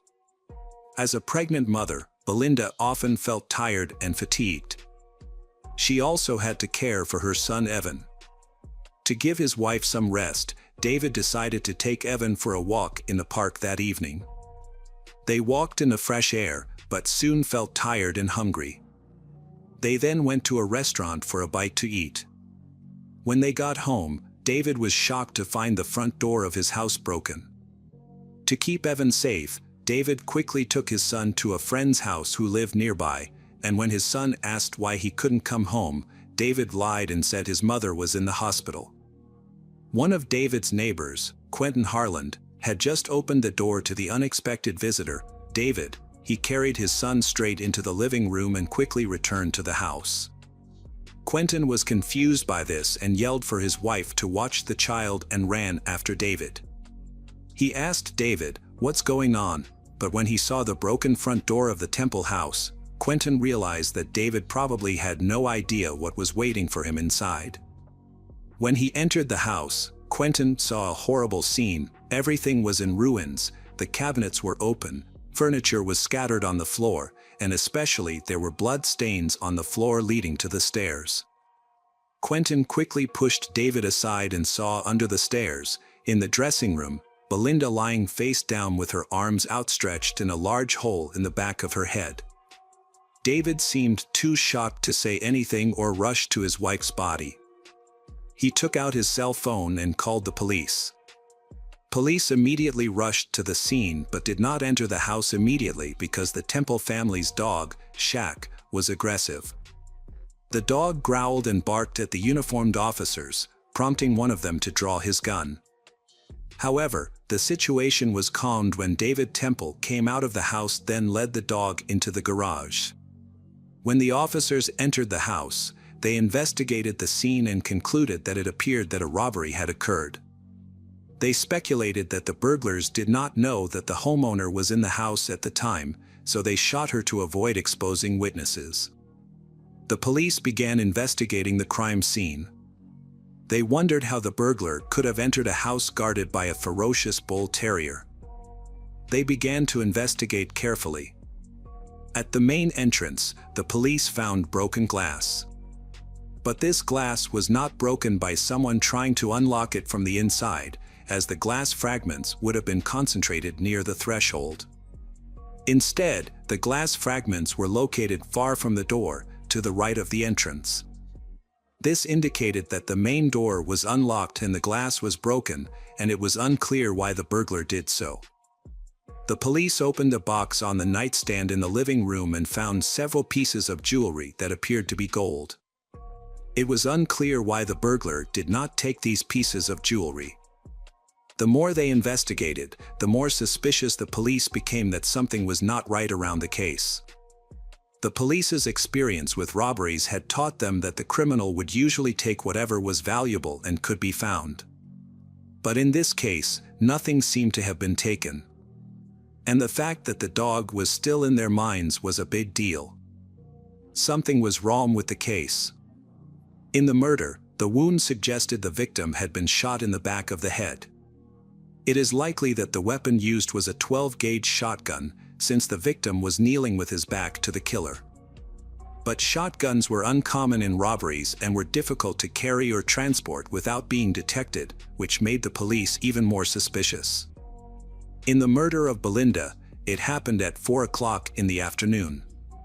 A typical criminal would not dare go out with a shotgun in the daytime. David mentioned that he owned a few rifles. However, when the police came to search, the handgun involved in the case was not among the weapons that David had reported. The police asked David to come to the police station to file a report and confess the stolen items. Although worried, David agreed to participate. Police began investigating Belinda's relationships. A young boy named Riley Joe Sanders came to the attention of the police. Riley is a student of Belinda's at school. He has an explosive personality and is especially fond of skipping school. Belinda was not one of those teachers who turned a blind eye to student absenteeism. So when she noticed that one of her students, Riley, had been absent from class for months, she immediately reached out to her colleagues. She wanted to know if this was her problem as a teacher or if the boy was a systematic truant. Her colleagues answered that it was not her problem. The boy was brought up in a bad family, and no one cared about him. He appeared at school only rarely. Belinda couldn't leave it at that. That same evening, she visited his mother, who lived nearby, and had a serious talk with her, which later bore fruit. However, it wasn't quite what the young teacher had expected. Riley Joe Sanders came to class. But during a basketball game, when Sanders pushed his opponent and Belinda pointed out Riley's disgusting behavior, he insulted her with the last words and even said something like, "You'll answer to me for this, you better look around, especially in the evenings." Riley had no explanation for where he was on the day of the murder and had also threatened Belinda. He was brought in for questioning. His father had a .12 caliber gun, but when the police searched the house, they did not find a weapon. When Riley realized that the police suspected him, he confessed that he had been with friends on the day of the murder. He had kept quiet because he had been in a large group and did not want to hurt anyone. The charges against Riley were dropped. Beside that, the police began questioning Quentin Harland. David and Quentin were not only neighbors but also co-workers at the same school.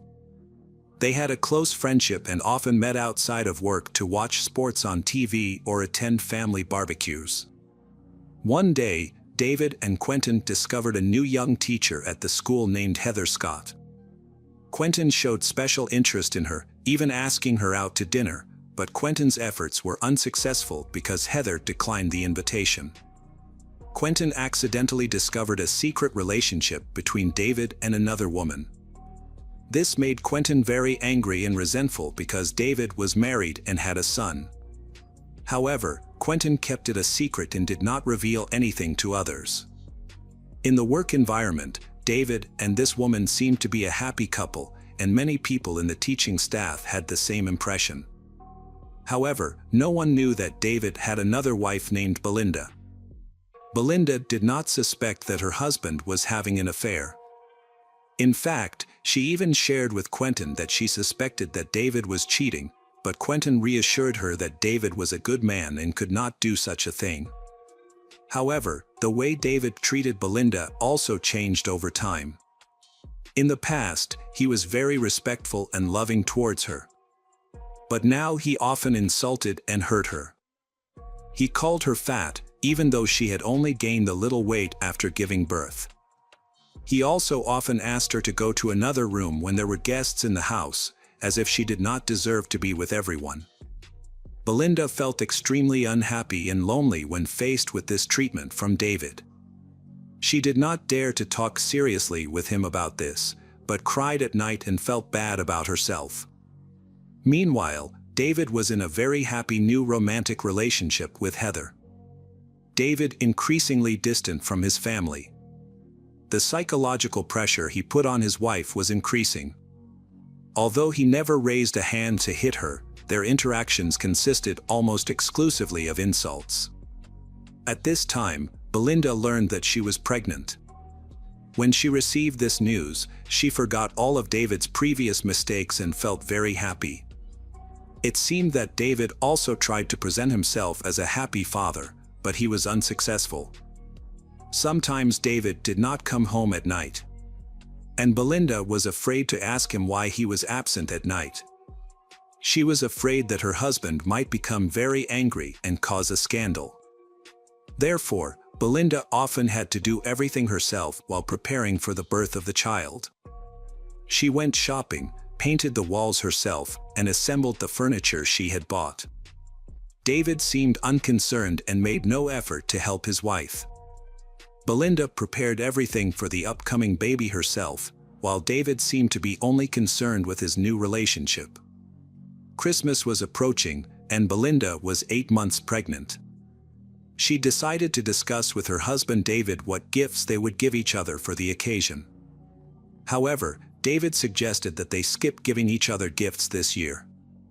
He thought it would be better if they used their savings for the upcoming baby, as the doctors had warned that she might go into labor early, and the baby might be born before the new year.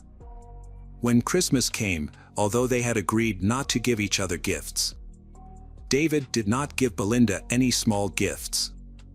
Instead, he suddenly packed his things and said that he would spend the New Year holiday hunting with his friends. Belinda felt disappointed and shared the situation with her sister. Her sister decided to help Belinda feel less alone.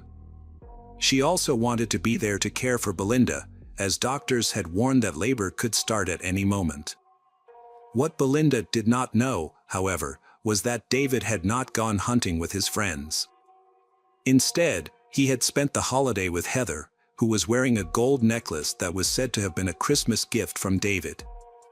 After the death of Belinda Temple, David remarried Heather in 2001 and they had a son, Evan.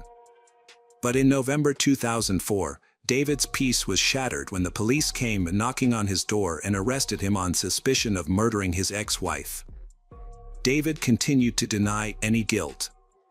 Investigators discovered that his new relationship with Heather may have been the motive for the crime. David's co-workers said that when Belinda became pregnant, David often bragged that he had found a younger, more beautiful woman to replace his wife. According to the prosecution's report, David killed Belinda as soon as she got home, still wearing her uniform and work boots. He then staged the crime scene to look like a robbery by making a mess of the house and quickly taking his son to the park to create an alibi. The prosecution also added that nothing was stolen from the house, and there was a vicious dog in the yard that would not let any stranger in. The murder weapon was probably dropped by David in the rice paddy, as witnesses saw David's car stop near the paddy, with only Evan in the car at the time. However, the shotgun was never recovered in that area. Heather's testimony claimed that before Belinda's murder, her relationship with David was not serious, and she did not even love him. These words certainly did not please Temple and introduced confusion into the jury's decision. Could David kill his wife for a non-serious relationship? Or was Heather lying to save her husband? It wasn't until 2023 that the case was revisited. David was found guilty after all and was sentenced to life in prison with parole after 17 years. His son Evan, while the trial was ongoing, did not believe that his father was capable of such a cold-blooded murder and supported him until the last moment. Welcome back, detectives. Let's dive into another horrible case. The case of Kelsey Turner. Kelsey Turner was born on March 5, 1993, in Norfolk, Virginia, the second child of Samantha Ingram, who aspired to be a model and dancer. Growing up, Kelsey had an older brother named Colin. After her birth, her family moved to Jonesboro, Arkansas, a small industrial town where Kelsey spent most of her childhood. However, her family life was turned upside down when her parents divorced after a few years. After the divorce, her father returned to Virginia. Kelsey grew up into a beautiful young woman with a perfect figure and attractive features that could easily lead to a modeling career. However, she found school unappealing and enjoyed socializing with friends, dating, and attending various social events. Her ultimate ambition was to become famous, appearing on magazine covers, giving interviews, and walking the red carpet at major events. Despite her ambition, Kelsey had no real talent and had to rely on her youth and looks to survive. While in high school, she began attending modeling auditions in hopes of starting a career. Her mother, Samantha, who dreamed of becoming a model, was happy to support her daughter in pursuing her dream. Unfortunately, Kelsey's modeling career was limited to a few small photo shoots for clothing catalogs. Kelsey married Jerry Turner at the age of 18, when she was already pregnant. Their daughter, Beverly, was born shortly after the wedding. However, the marriage did not last long and ended in divorce. By the age of 20, after giving up her modeling career, Kelsey decided to pursue a career as a men's magazine model. She quickly caught the attention of several men's magazines. Kelsey saw this as the beginning of a great career and a ticket to the life she had always dreamed of. Kelsey has received several modeling offers and opportunities over the years, including photo shoots for popular publications such as Playboy and Maxim, as well as a photo shoot with 110 magazine. She frequently travels to major cities such as Los Angeles and Las Vegas to pursue these opportunities. In an interview, Kelsey describes herself as a curvaceous blonde with a slim waist and reflects her carefree personality, saying that she likes to have fun, party with her friends, and live life to the fullest. Kelsey is not overly concerned about the future. She frequently changes partners and quickly spends any money she earns or receives from fans. At 23, Kelsey became pregnant again and gave birth to a son, Josh. The father of the child did not want to marry her or acknowledge his child. As the modeling offers dried up, Kelsey turned to social media to build an audience. She actively manages her accounts, posting revealing photos in swimsuits, lingerie, or only partially covering her private parts. Kelsey has cultivated the perfect online image. Her carefully edited photos make her look beautiful, and her social media pages showcase her visits to high-end fashion stores, trendy nightclubs, and other locations. However, this ideal online image hid the true struggles of a single mother of two. Despite her wealthy appearance, her real life was difficult, as she was a poor money manager, often spending all her income at once. Around 2016, Kelsey faced serious problems after an unfortunate incident with her daughter. The girl suffered a severe trauma that left her daughter withdrawn and unable to speak. An acquaintance advised her to take her daughter to a psychiatrist.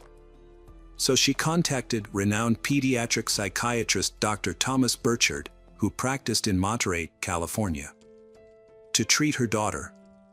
Dr. Thomas Burchard is a highly respected pediatric psychiatrist who was born on February 16, 1948, in Boston, Massachusetts. He is the son of a prominent architect and engineer, and his family later moved to Virginia. Although his father taught architecture at prestigious institutions, including Harvard, Thomas chose a different path and pursued a medical career, focusing on child psychology. After completing medical school, Dr. Thomas served as a resident in pediatric psychiatry at several leading hospitals and taught at universities across the country. He eventually settled at a public clinical hospital on California's Monterey Peninsula, where he spent more than 40 years as a pediatric psychiatrist, building an impeccable reputation for his exceptional ability to connect with young patients and handle even the most complex and severe cases. He earned his doctorate from the University of California, Berkeley. Thomas was known for being kind, sharp, and incredibly generous. His compassionate nature motivated him to help those in need, especially young patients whose parents could not afford therapy. He also paid for hospital treatment for sick children from low-income families and supported single mothers. Dr. Thomas had a longtime companion named Di, who served as an assistant, housekeeper, and possibly more. As someone who knew him well, she was the first to notice changes in his behavior that showed early signs of dementia or Alzheimer's. As Dr. Thomas entered his 70s, he became increasingly forgetful, absent-minded, and distracted. To hide these symptoms from his colleagues, he kept detailed diaries and notebooks to record important information, such as names, dates, and events. He always carried a notebook in his breast pocket that contained sensitive information such as bank information, account numbers, passwords, and card PINs. When Kelsey first visited Dr. Thomas with her daughter, she expressed her difficulties as a single mother and her inability to afford his services. However, the doctor offered to provide his services for free and went on to give Kelsey $300 to help support her children. Kelsey was shocked but quickly discovered that by sharing tearful stories of her difficult life, she could extort more money from the elderly doctor. Kelsey prepared a detailed plan for her next appointment with Dr. Thomas. During the visit, she told a heartbreaking story about her youngest son's illness and lack of money to buy expensive medicine for him. She gave a specific amount of money that she needed, and surprisingly, she received the entire amount from Dr. Thomas. Kelsey continued to make up false, tearful stories in the following visits. She would make up stories of hardship and receive larger and larger amounts of money from this trustworthy doctor. Of course, she did not use the money for her children but for her own entertainment, designer clothes. Not wanting to return to her hometown of Virginia, Kelsey asked Thomas to pay for her rent in California, saying that she could find work there more easily and that the climate there was better for her children. Thomas agreed and paid for the apartment she had chosen. Some people suspected that the doctor had an affair with Kelsey, a young blonde model, and that was why he always indulged her requests. However, Kelsey claimed that Thomas treated her and her children like family and acted out of kindness, not love. Thomas provided Kelsey and her children with a home, paid their bills, and gave them a large sum of money for their necessities. He also leased her a luxury Mercedes-Benz convertible. Over time, Kelsey realized that her modeling career was over and her youth was slipping away. Despite this, she made no effort to find another job and instead relied on Dr. Thomas for financial support. During this time, he spent about $500,000 on Kelsey and her children. However, she squandered that money on personal indulgences, such as breast augmentation and liposuction, in hopes of reviving her modeling career. Kelsey's excessive spending and partying lifestyle led to her neglecting her children. This eventually led to her ex-husband, who had won sole custody of their daughter through the courts, stripping Kelsey of her parental rights. As a result, Kelsey was left with only her youngest son. Thomas was furious when he discovered the situation, but his anger was directed at Kelsey, not at her ex-husband. It was clear that Kelsey had neglected her children and was using the money meant for their care to support her lavish lifestyle. Dr. Thomas decided to address the issue with Kelsey, informing her that he would no longer support her lavish and idle lifestyle. However, Kelsey responded by threatening to spread false rumors that Dr. Thomas had inappropriate feelings for his young patients. Although he knew this was a lie, Dr. Thomas realized that any further rumors about the matter could seriously damage his reputation as a respected pediatric psychiatrist and scholar. Faced with this threat, Dr. Burchard reluctantly gave in to Kelsey's demands and continued to support her financially.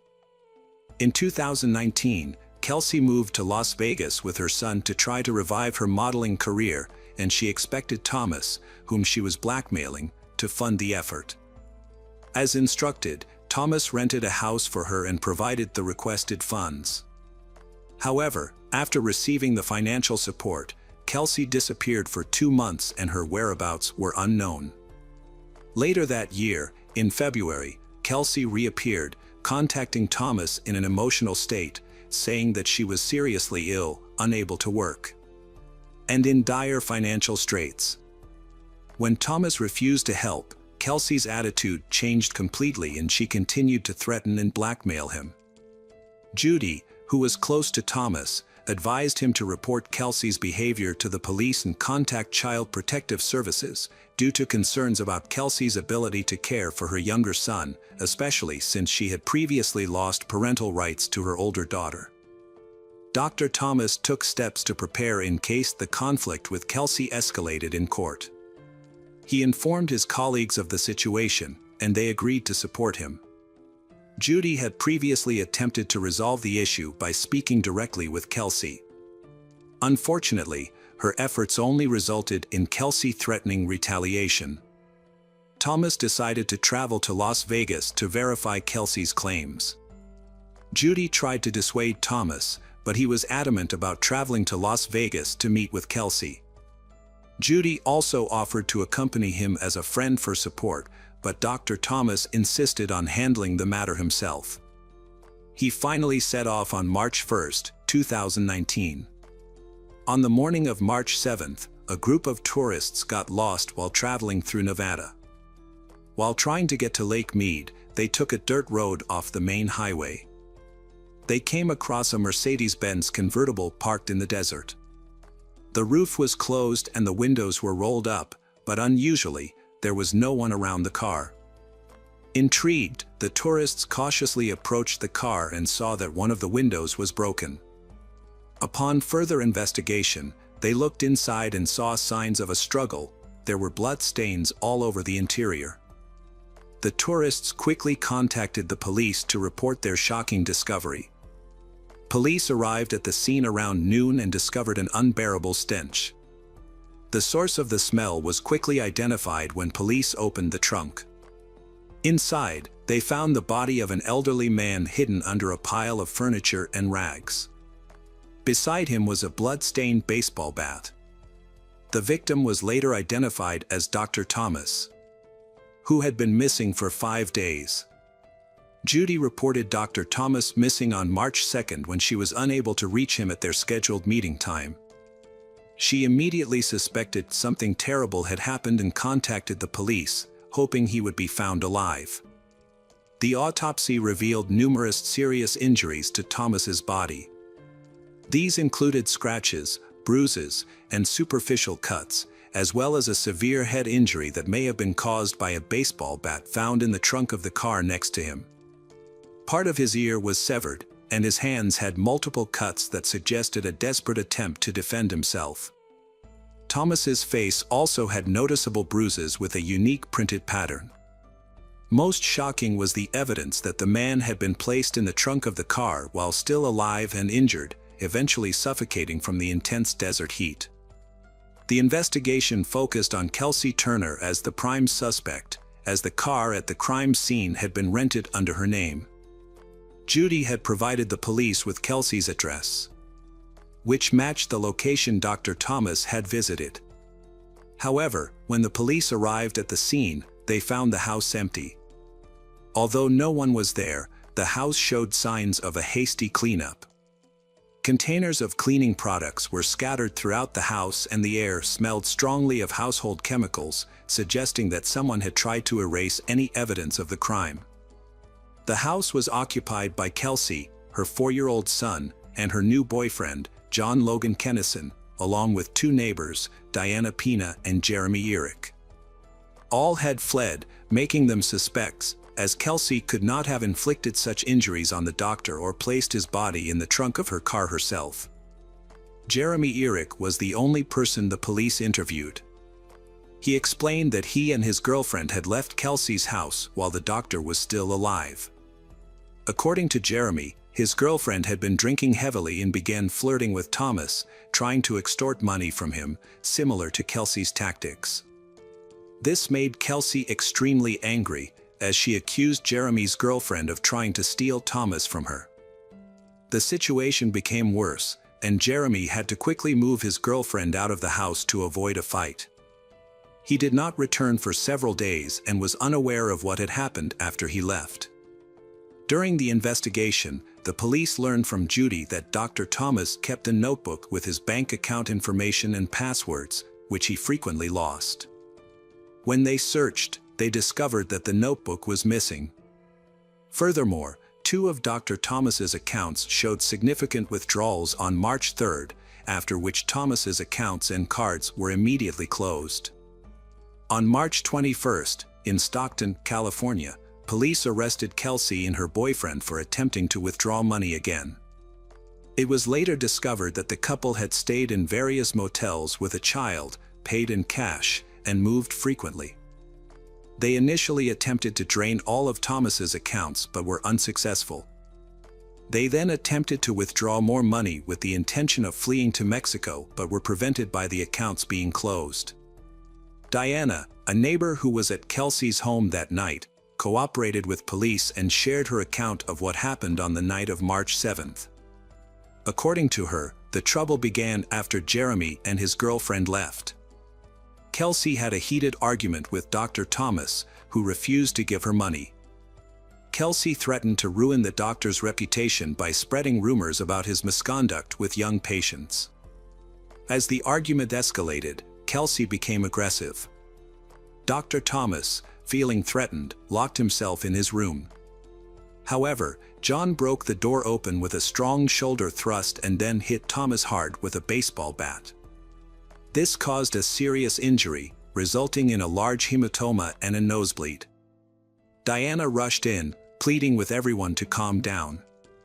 Seeing Thomas's condition, she urged them to take him to the hospital, fearing the consequences of their actions.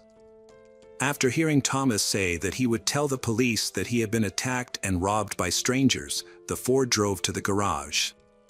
Diana was ordered by Kelsey to return to the house and clean up, removing all traces of blood.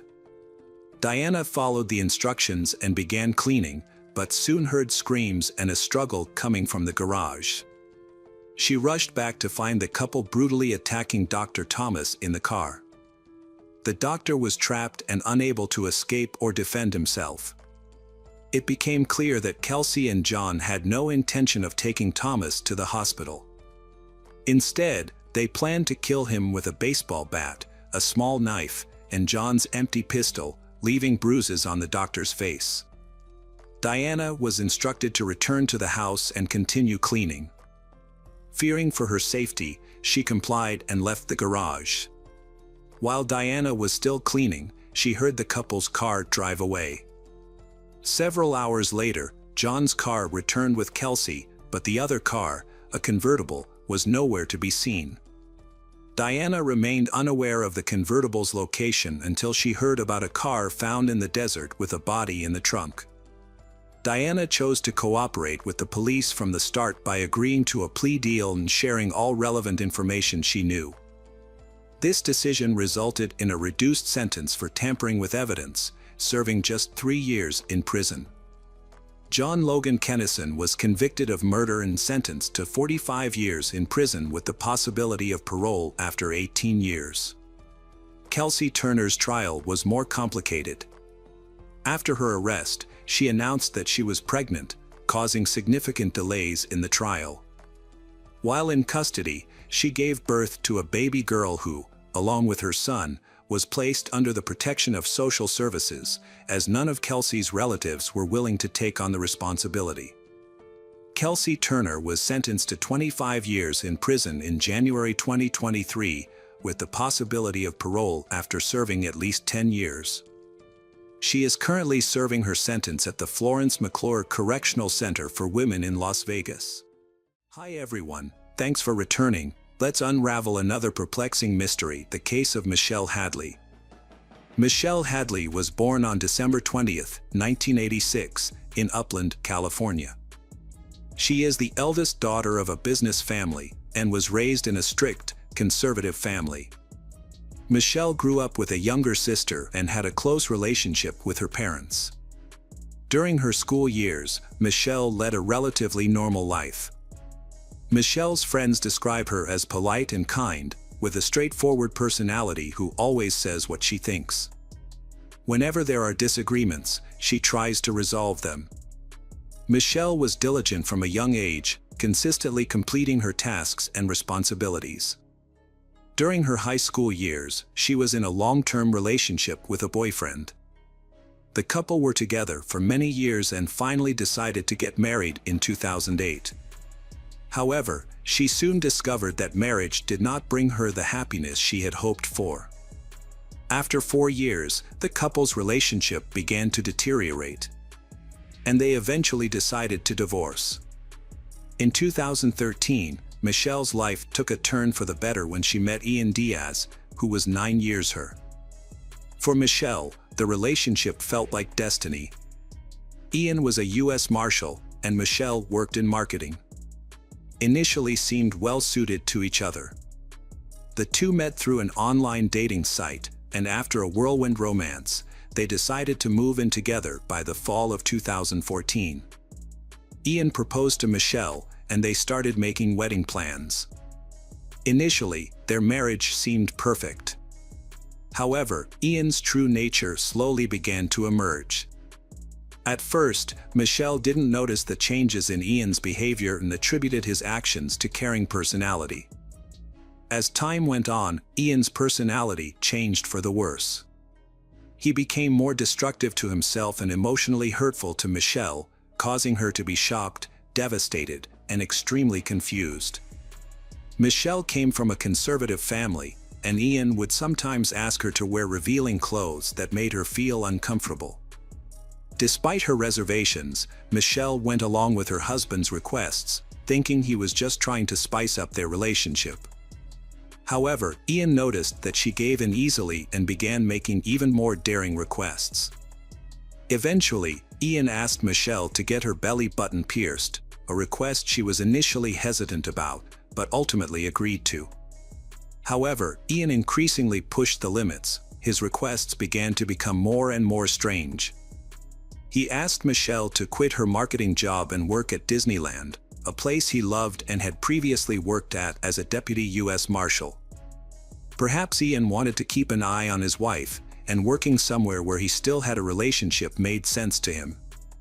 Ian justified his suggestion by saying he wanted Michelle to be safer, but in reality, he was seeking greater control over her life. Initially, Michelle found the request peculiar, but driven by her love for her husband and her desire to please she agreed. However, as time passed, Michelle began to feel uneasy about the arrangement. She found herself becoming a different person, one that she no longer recognized. She then confided in her husband. But instead of listening to her, he became angry and violent. Afterward, Michelle and Ian decided to purchase a condominium together, hoping that owning a home would strengthen their bond. This decision was made about 2 years after they first met. The couple began their search for a condo in 2015 and eventually found one they liked in downtown Anaheim, although it was slightly more expensive than they had budgeted for, at $470,000. At the time of the purchase, Michelle had no idea that Ian didn't plan to contribute to the mortgage payments. When the first payment was due, Ian claimed he was experiencing financial difficulties, but he assured Michelle that he would pay the next month's installment. She proceeded with the $144,000 down payment. She handled the paperwork and finalized the purchase, thinking everything was in order. However, in retrospect, it was clear that their relationship was already deteriorating. The situation worsened after they bought the condo. Although the deed had both of their names on it, it became evident that Ian wanted the condo for himself, while Michelle was the only one shouldering the mortgage payments. One summer evening in 2015, Michelle and Ian got into a violent altercation in the car. Ian physically attacked Michelle, causing minor injuries. In the aftermath, Michelle composed a distressing email to her sister detailing the events, but unfortunately never sent it. As the summer drew to a close, nearly 2 months after purchasing their condo, Michelle decided to leave Ian and move in with her parents. Despite no longer living in the condo, Michelle was still responsible for paying the mortgage. This decision would later become a contentious issue in their relationship. In fact, Ian continued to skip the mortgage payments, infuriating Michelle. Around this time, Michelle had stepped down from her high-paying job and was working at Disneyland, a position she disliked. Furthermore, her new job paid significantly less than her previous one. In an attempt to address the mortgage issue amicably, Michelle reached out to Ian via email, phone calls, and texts. However, he deliberately ignored her messages, which escalated the situation. The tension between them reached a boiling point, prompting Michelle to confront Ian in person. Ian's answer was shocking. He never planned to pay the mortgage, which made Michelle furious. Michelle found herself in a difficult situation and decided to take action. She emailed Ian, warning him that his behavior would have serious consequences if he continued. However, this email only made Ian angrier, and he responded by filing a restraining order against Michelle.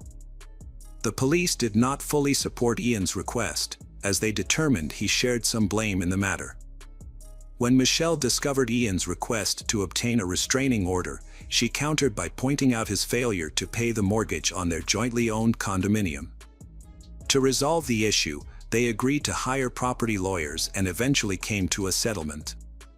The court ruling ultimately favored Michelle, ordering Ian to pay the outstanding mortgage balance. If Ian failed to comply, he would face an additional penalty. Although the ruling was unfavorable for Ian, he had no choice but to abide by the court's decision. This situation dragged on for a year, and by 2016, Michelle and Ian had officially separated. This marked a new beginning for Michelle, freeing her from a toxic relationship. In contrast, Ian remained bitter about the outcome, continuing to live in the condo and pay the mortgage. Ian's life had become increasingly complicated due to the condo situation, so he decided to start using dating apps again to try to move on. This was how he met Angela Connell, a woman he thought was perfect for him. Angela was born in 1985 in Phoenix, Arizona. She attended a Catholic high school and later graduated from Arizona State University in 2006. Ian and Angela met in January 2016. And they immediately have feelings for each other. Their relationship progressed quickly. Ian proposed within a month, and soon Angela moved into his condo. It seemed as if they were meant to be together. By May 2016, Angela announced she was expecting twins, which made Ian incredibly happy. However, their happiness was short-lived when Angela received a threatening anonymous email saying she was not the right person for Ian. Angela was taken aback by the message and initially suspected it might be from her ex-boyfriend, Jason Rayburn, with whom she had a tumultuous relationship before marrying Ian. However, something didn't add up. She had cut off all contact with Jason after their breakup, so he doesn't know about her new relationship with Ian. It wasn't until Ian brought up the topic of the condo, which was purchased by his ex, Michelle, that Angela realized Michelle might be the one sending the messages. As time passed, Angela received more emails from different accounts. The emails all contained similar information but were worded differently. Intrigued, Angela responded to one of the messages, asking the sender to reveal their identity. To her surprise, the sender claimed to be Michelle Hadley. Angela demanded that Michelle stop contacting her, but the emails continued. The tone of the subsequent emails escalated, leaving Angela feeling threatened and fearful for her life. Afterward, she decided not to take any chances and sought a restraining order against Michelle. The incident took place on June 1, 2016. Angela stated to the police that an email from Michelle had left her feeling fearful and anxious. She expressed concern about leaving her home due to the threatening content of the emails, and she feared being attacked or killed if did so. In response to the severity of the situation, the court granted a restraining order against Michelle. A short time later, in June 2016, Michelle seemed to have moved past the troubles of her previous relationship. One evening, after meeting a friend, she returned home to find a team of police officers waiting for her in her driveway. Michelle was taken aback but cooperated peacefully with the officers and was taken in for questioning regarding a restraining charge. During the interrogation, Michelle denied knowing Angela or sending the threatening emails mentioned by the officers. She claimed she was being framed, citing 2 alerts she received a week earlier. The first was from Google, stating her email account had been shut down. The second was from Microsoft, stating her primary email was being used as a recovery email for multiple unknown email addresses. Michelle reported this suspicious activity to the Anaheim Police Department, suspecting her ex-husband of impersonating her. However, her concerns were dismissed by the police, who believed Michelle was lying. As a result, a restraining order was issued against Michelle, but she was unaware that this was just the start of a more complex situation. Things took a dark turn after Michelle was served with a restraining order. However, things became more intense. Angela soon receiving emails responding to a Craigslist ad that she hadn't posted herself. The disturbing ads described a sexual coercion fantasy and included intimate details about Angela's life. The emails contained her phone number, condo address, and even the breed of her dog. It was clear that someone had created an account in her name, but what was particularly unsettling was how they had access to such precise information. Ian and Michelle were the only ones who knew Angela's condo address. She suspected Michelle, but thought that was unlikely. Fear had taken over her so much that she didn't even want to leave her house. The thought of someone knowing her address and watching her all the time made her extremely uneasy. Not knowing who was behind it made her feel even more scared. On June 24, 2016, just days after posting the Craigslist ad, Angela was attacked, and her life was put in danger. Bruises covered her neck, her clothes were torn, and she had a severe head injury from being slammed into a wall. Despite her condition, Angela quickly called 911. When the police arrived, they questioned her about the assault, and Angela revealed that Michelle was her attacker. This time, the police decided to take stronger action against Michelle. They believed that a restraining order would not be enough to protect Angela, and they made the decision to arrest Michelle. While Michelle was in jail, she managed to contact her parents, who are conservative. Her parents were determined to handle the situation discreetly. They posted Michelle's bail of $10,000, made possible by their financial stability as successful business owners. Angela started receiving harassing emails after the incidents. Interestingly, the emails she received came from Michelle's personal email address. However, it's unclear if Michelle actually sent them. On July 13th, Angela contacted 911 because she saw a strange man outside her condo. When the police arrived, the man claimed he was responding to a Craigslist ad posted under Angela's name that featured explicit content. Further investigation led the police to discover that the ad was created from an account linked to Michelle. This raised questions about Michelle's potential involvement and whether she may have provided false information to the police. On the other hand, it's possible that someone was using Michelle's name to mislead the authorities. The next day, on July 14th, Michelle was arrested again, with bail set at $1 million, an amount her parents couldn't afford to pay. Michelle strongly denied sending the emails and creating the Craigslist ads. Her parents believed her because they knew she wouldn't send threats to anyone. Concerned about the potential consequences, Michelle's parents hired a lawyer, thinking that the person behind the threats could continue to get their daughter arrested. While Michelle was in jail for the second time, the threats and emails aimed at Angela stopped again. For 3 months, everything seemed calm for Angela. Meanwhile, Michelle's parents were trying to figure out who was impersonating their daughter. They gathered their daughter's records, including school and hospital records, to see if they could find any weaknesses in the case against her. This led them to find important evidence. Michelle was in the hospital on the same day the first emails were sent, making it impossible for her to have sent them herself. Michelle's parents were given new hope when they received an update about her situation. They had been trying to track down the source of the emails they were receiving, which had encrypted IP addresses. To do this, Michelle's father downloaded various software programs to help identify the senders.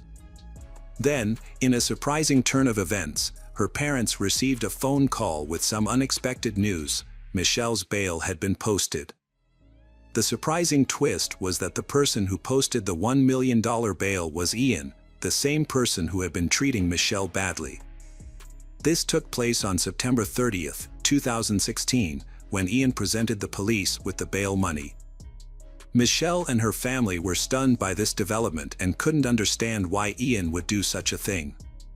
They had many unanswered questions about his motives. Was he trying to make amends for his past behavior, or was there another reason behind his actions?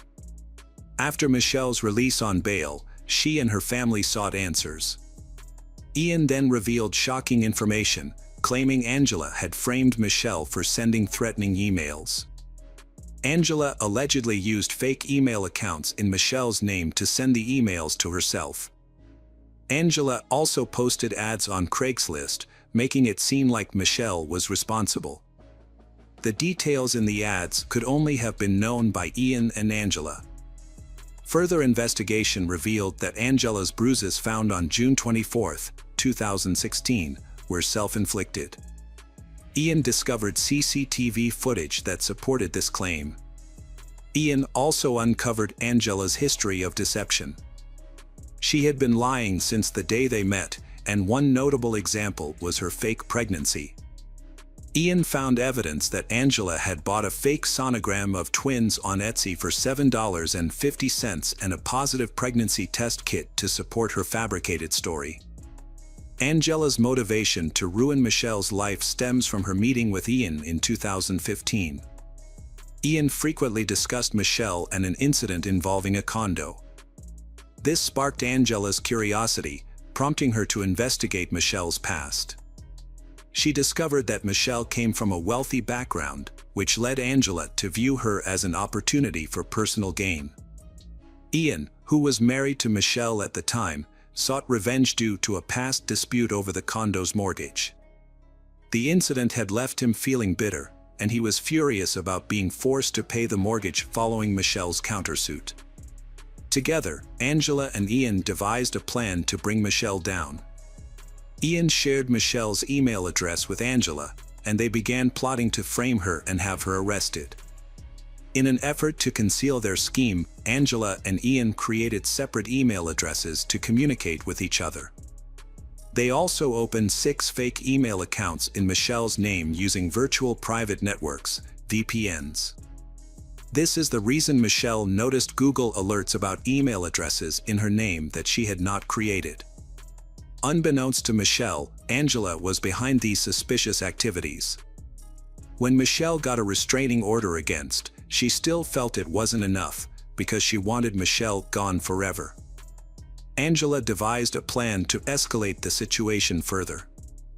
She created a fake Craigslist profile in Michelle's name, posting an ad that invited men to engage in a sex act at Michelle's home. However, the flaws in the plan led to Ian, Angela's husband, confessing the truth. Once the truth came to light, the police secured a search warrant for Angela's devices. To their amazement, when they checked Angela's belongings, they discovered that everything Ian said was true. A total of 21 threatening emails were discovered, with most being sent from Angela and Ian's residence. Further investigation of the emails revealed that some were sent from Arizona. It was ultimately discovered that Angela had visited her father in Arizona during the same period the emails were sent. After discovering these shocking evidence, investigators decided to look into Angela's past. They soon found that she had committed similar crimes before. In 2013, Angela had faked her identity in a serious illness while dating Jason Rayburn, a California state trooper. Angela claimed to be an attorney and said she had cervical cancer. However, her story didn't add up, and Jason became suspicious. He dug deeper and made a disturbing discovery. Angela had lied about having cancer and being a lawyer. This ended her relationship with Jason. The deception wasn't made public until 2019, nearly 3 years later. On January 6, 2019, Angela was detained. She pleaded guilty to 10 felonies, including perjury and false imprisonment. She was sentenced to 5 years in prison. The Orange County District Attorney's Office quickly cleared Michelle's name of the wrongful charges. 3 days later, Michelle's assault and threatening charges were officially dropped. This marked the end of a long and painful ordeal for Michelle. Although the ordeal has ended, Michelle still bears the scars of her wrongful conviction, including the time she spent in jail. She had to give up her MBA classes and lost her job after being wrongfully arrested. After the charges were cleared, Michelle's life began to improve. She earned her MBA and got a good job in marketing at a cosmetics company. She then moved to New York to live with her sister, and her life was better than ever. Ian, on the other hand, separated from Angela and sold their condo for $500,000. However, in 2021, Ian's life took a turn for the worse. He was arrested and charged with planning, carrying out the plot to frame Michelle. As a result, he received a 5-year prison sentence and was convicted of perjury. Hi everyone, thanks for returning. Let's unravel another perplexing mystery. The case of Elizabeth Nicole Forshee-Cyperta. Elizabeth was born on May 13, 1978, in Truckee, California. She lived with her parents and younger brother. When Elizabeth was 13, the Cyperta family moved across the street. Michael and Sally Cyperta had 2 young children and were struggling to balance work and family. Michael wanted Sally to go back to work, so they decided to find a babysitter. Michael suggested hiring Elizabeth, then 14, to babysit their children. Sally agreed, and Elizabeth began babysitting for the neighbor's family. Elizabeth grew attached to Michael and Sally's children as she spent more time with them. The children also enjoyed being around her. When Elizabeth was 15, her father passed away, a traumatic event that deeply affected her. According to her mother, Donna Forshee, Elizabeth became more sensitive and vulnerable after this event. She began to admire and grow closer to Michael Cyperta, seeing him as an ideal father figure.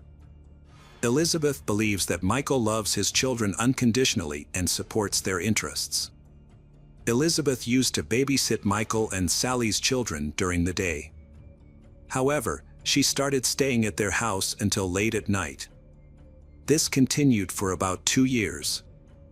One day, Michael decided to move to Iowa with his family to be closer to his relatives. He invited Elizabeth to come along as a babysitter. Elizabeth's mother, Donna, strongly objected and tried to stop her daughter, even calling Child Protective Services to intervene. However, Donna's efforts were in vain. Elizabeth was too attached to Michael, Sally, and their 2 children. Although she was still in high school, she was determined to stick with her decision and moved to Winfield, Iowa with Cyperta's family. After Elizabeth moved away, her mother Donna and her best friend Shannon Gerber maintained regular contact with her, either by phone or by weekly letters. Elizabeth graduated from high school in Iowa in May 1997.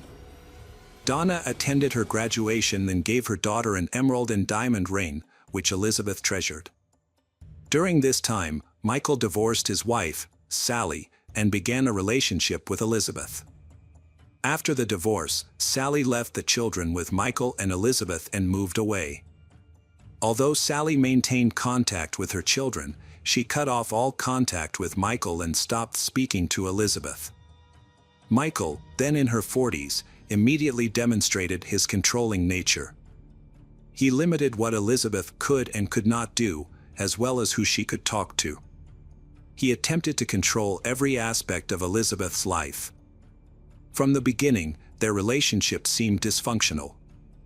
As a result, Elizabeth's mother and best friend Shannon found it increasingly difficult to contact her. Michael did not like Elizabeth talking to them and would often get angry if she did. As a result, Elizabeth would only dare to call them when Michael was not home. During this time, Elizabeth became friends with Harper Tracy through church. Harper noticed that Elizabeth had suffered 5 or 6 injuries during their friendship, including finger marks on her neck and bruises on her stomach. Harper's daughter, Sadie, who was about 7 years old, knew Michael's children through church and occasionally played at their home. Sadie remembers one time when she visited, she witnessed Michael pushing Elizabeth down the stairs and kneeling on her. Harper also remembers Elizabeth arriving at church in a state of panic and fear after fleeing a violent argument with Michael. Elizabeth confided that she was afraid of Michael and could not take any more abuse.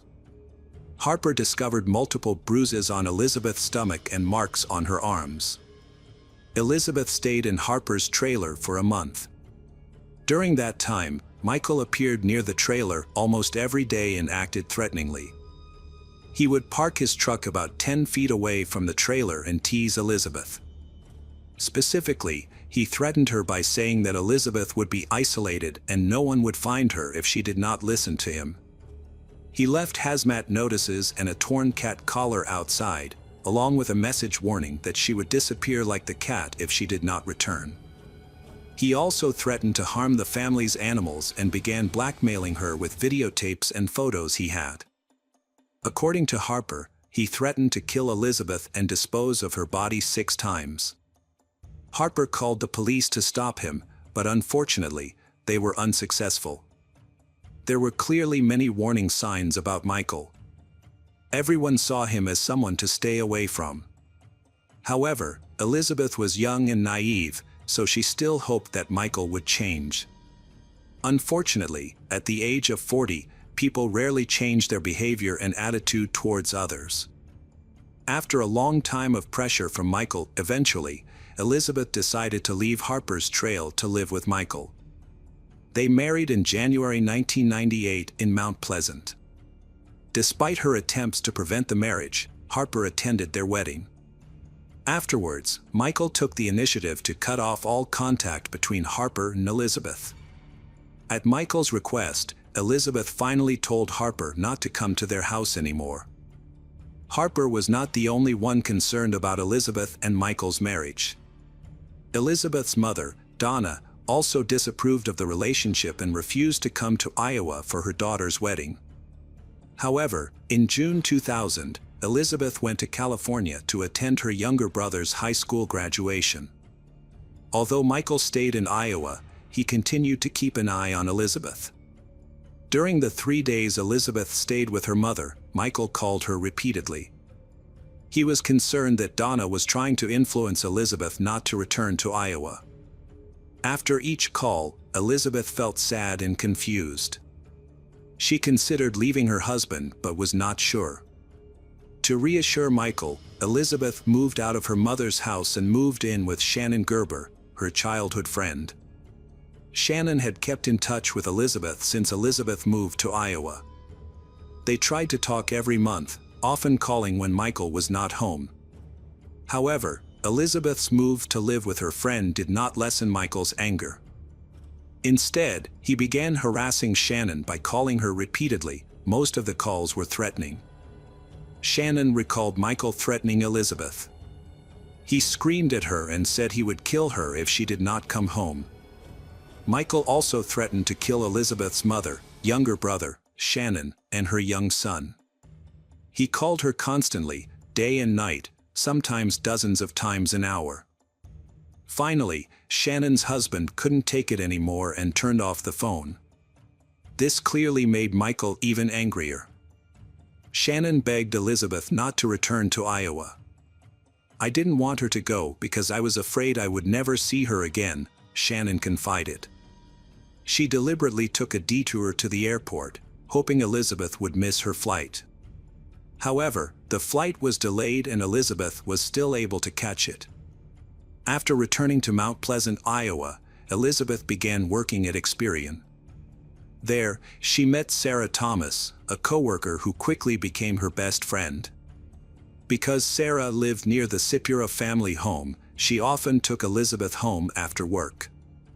During these trips, they talked a lot and Elizabeth gradually trusted Sarah. She shared with Sarah about her difficult relationship with her husband, Michael, and even showed Sarah the bruises on her body that Michael had caused. Elizabeth and Sarah became very close to each other, close enough to cause problems. One day, while Michael was away, his two children peered through the bedroom keyhole and saw Sarah and Elizabeth getting intimate. When Elizabeth discovered that the children had witnessed the scene, she hastily packed up and moved in with Sarah. When Sarah's girlfriend, Terry, went outside to walk the dog, Michael came over and asked her to call Sarah's work phone and ask Elizabeth to return home. He had a bottle of alcohol in his hand, and his children were following him and crying. Michael explained that his wife had left him, she was not answering his calls, and he did not know what to do. When Elizabeth and Sarah entered the apartment, they saw Michael and Terry waiting for them. Frightened, Elizabeth and Sarah left. Michael shouted at Terry to follow him. They got into the car and gave chase. The two couples met face to face in a nearby parking lot. Terry started fighting with Sarah because she felt betrayed. Elizabeth was sitting in the car at the time and was afraid to get out. Cursing, screaming, and threatening, Michael approached Elizabeth and dragged her out through the window of the car. During the struggle, Elizabeth suffered a lacerated rib, and her shirt got torn. Sarah and Elizabeth fled to a nearby gas station, where they reported the assault to the police. The state charged Michael with first-degree burglary and domestic abuse assault. The court approved the no-contact order protecting Elizabeth. Terry packed her things and left, so Elizabeth and Sarah started living together. Michael continued to harass Sarah despite a ban. He would sit across the street, shouting insults or verbally abusing her. Additionally, Sarah received numerous incoming phone calls, but whenever she picked up, the caller would remain silent. She filed a report with the police, who worked with her phone company to set up a trap on her line to track the origin of these calls. Over a 3-week period, from June 26th to July 16th, Sarah's phone records revealed Michael made 162 calls to her apartment. On July 16, 2000, 1 month after her breakup with Michael, Sarah left for work at 10:30 p.m. At the time, Elizabeth was asleep on the couch. Their dog was safely locked in the bathroom to avoid disturbing Elizabeth when Sarah returned home at 4 a.m. However, upon arriving back, Sarah was surprised to find that Elizabeth had vanished. There were no signs of forced entry or a struggle, and Elizabeth's personal documents remained intact. The dog was still locked in the bathroom. Sarah decided to go to bed.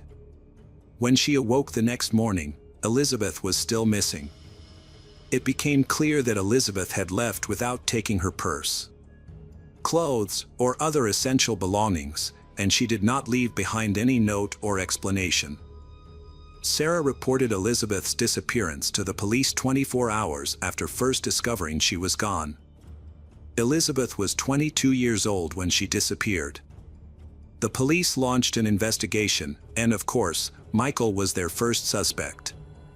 On July 16th, the day Elizabeth disappeared, Michael started phoning the apartment around 3 p.m., logging more than a dozen calls through the evening. He last called at 10:56 p.m., that is, he stopped making calls 26 minutes after Sarah left for work and left Elizabeth alone. On July 17th, Michael was supposed to be at work. His friend Jared agreed to watch Michael's children. Jared testified he found Michael was pretty intoxicated when he arrived at his house around 5:30 a.m. Jared said Michael told him Elizabeth had stayed overnight and left around 5 a.m. Michael decided not to go to work that morning. Police called Michael the next day, July 18th, to ask if he had heard from Elizabeth. He said he had not. On July 20th, officers came to his house to let him know Elizabeth was missing. Michael said his taking a sick day from work on July 17th, the day after Elizabeth disappeared, was a coincidence. Michael also stated that due to their breakup, he hadn't been eating and had been getting cramps. Elizabeth seemed to disappear into thin air. She didn't contact her family or friends, her bank account was untouched, and she had not even received her salary for the last month. The investigators knew that Elizabeth could not just leave without documents and money. All the friends she could have stayed with knew nothing about her whereabouts. The police interviewed residents and distributed flyers with an image and description of Elizabeth, but none of these actions gave the desired result. In early September 2000, Larry Headland, an agent with the Iowa Department of Criminal Investigation, interviewed Michael. During the interview, Michael claimed that he and Elizabeth had a harmonious relationship and denied any allegations of abuse between them. When asked about the attack on Elizabeth on June 16th, Michael admitted that it was an unusual action on his part. He explained that he had been drinking and that his emotions had taken over, leading to his inappropriate actions. Initially, Michael denied making the harassing phone calls to Sarah's apartment.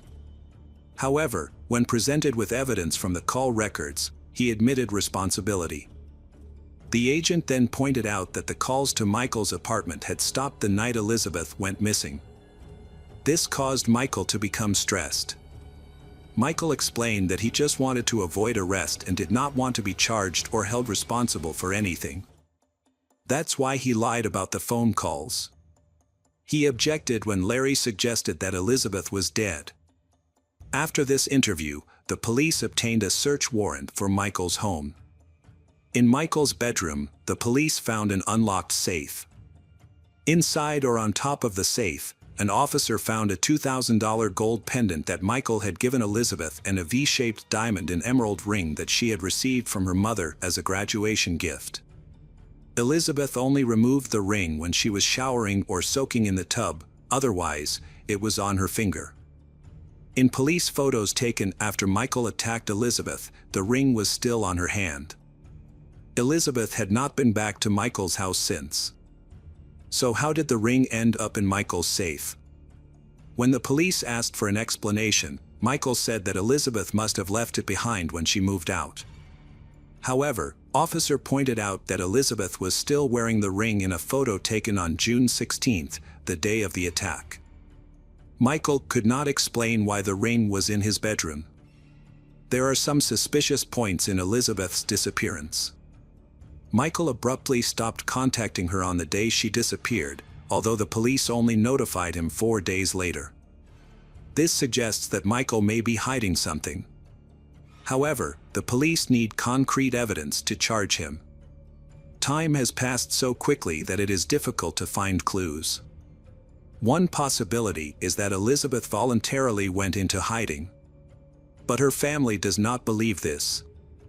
Although the case has been quiet for many years, her mother, Donna, has not lost hope that her daughter will return. Every year, she travels to Iowa, where Elizabeth used to live, to organize activities to raise awareness about her daughter's disappearance. In 2010, Donna rented a billboard with Elizabeth's picture and offered a $20,000 reward for any information about her daughter. Donna said she was concerned that something might have happened to her daughter, but she was hopeful that she would eventually be found. "Someone definitely knows what happened to my daughter, and I hope that us coming out will jog their memory," she said. 10 years after her daughter's disappearance, Donna has developed her own theories about what happened.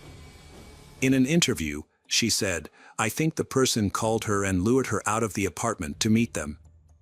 Then they argued and something bad happened that night. Despite the best efforts of the police and her family, Elizabeth's fate remains a mystery. Since her disappearance in 2000, investigators have searched 79 different locations but have not found Elizabeth's body. They entered her information into the National Crime Information Center's Missing Persons database. 17 years later, in 2017, the investigation was reopened. By this time, Michael Saiperda had moved to Colorado. Police reviewed all the evidence and interviews. They discovered a key detail that had previously been overlooked. Jared, Michael's friend who was assigned to watch Michael's children on July 17, 2000, told police that when he arrived at Michael's house at 5:30 a.m., he found Michael quite drunk. According to Jared's testimony, Michael said that Elizabeth had stayed the night and left around 5 a.m. However, in previous interviews, Michael had never mentioned Elizabeth sleeping over at his house. More significantly, Elizabeth's jewelry was found in Michael's safe. Authorities decided to arrest Michael 17 years after Elizabeth went missing.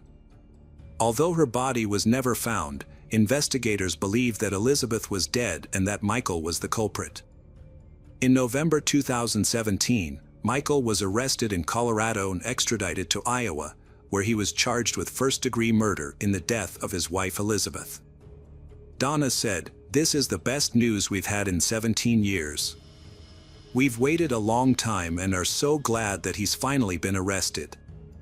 Michael later waived his right to a jury trial. The loss of key physical evidence, especially the victim's body, made it significantly more difficult for prosecutors to prove guilt. Without a body, forensic experts could not determine the cause of death, and the jury could not directly observe the victim's injuries or view crime scene photos. The defense argued that the prosecutor's goal was not to find the truth, but to convict Michael by looking for inconsistencies in witness testimony. Although the trial took place 18 years after the incident, the defense acknowledged during closing arguments that a body was not required to establish a homicide. However, Michael still challenged the state's evidence of Elizabeth's death. The district court concluded that the state had proven her death beyond a reasonable doubt. The court held that any theory that Elizabeth was still alive and could reappear at any time was unrealistic. The state presented evidence that Michael was the last person to speak to Elizabeth at 10:56 p.m. on July 16, which he himself admitted. The district court noted Jared's testimony that Michael told Elizabeth to stay at his house that night. In addition, there were other suspicious circumstances. Michael unexpectedly left work on July 17 and did not call Elizabeth's apartment again, even though the police did not officially report her missing until July 20. From this evidence, the state established that Michael's hatred of Elizabeth led to murder. Because Michael was controlling and possessive of Elizabeth, it was highly likely that he intentionally caused her physical harm when she decided to leave him for someone else. The strained relationship between them was clear evidence of Michael's intentional intent to cause harm. The state presented evidence that Michael had repeatedly threatened to kill Elizabeth and dispose of her body so that no one would find it. From these repeated threats, the jury could conclude that Michael had intended to kill Elizabeth. The court reviewed the evidence and made a crucial decision. They discovered that Elizabeth had opened a new bank account just 9 days before her disappearance, but had not withdrawn her last paycheck. They concluded that she was dead. After carefully evaluating all the evidence, the court found that Michael was responsible for Elizabeth's death. On June 25, 2018, Michael Saiperda, 58, was convicted of first-degree murder. On August 23, 2018, the court sentenced him to life in prison without parole and ordered him to pay $150,000 in restitution for Elizabeth's death. However, the story does not end there. In September 2020, the Iowa Court of Appeals changed Michael Saiperda's conviction from first-degree murder to second-degree murder. Judge Mary Tabor, in a 30-page ruling, noted that while there was enough evidence to conclude that Elizabeth was dead and that Michael was responsible, the prosecutor failed to prove that Michael intended to kill Elizabeth.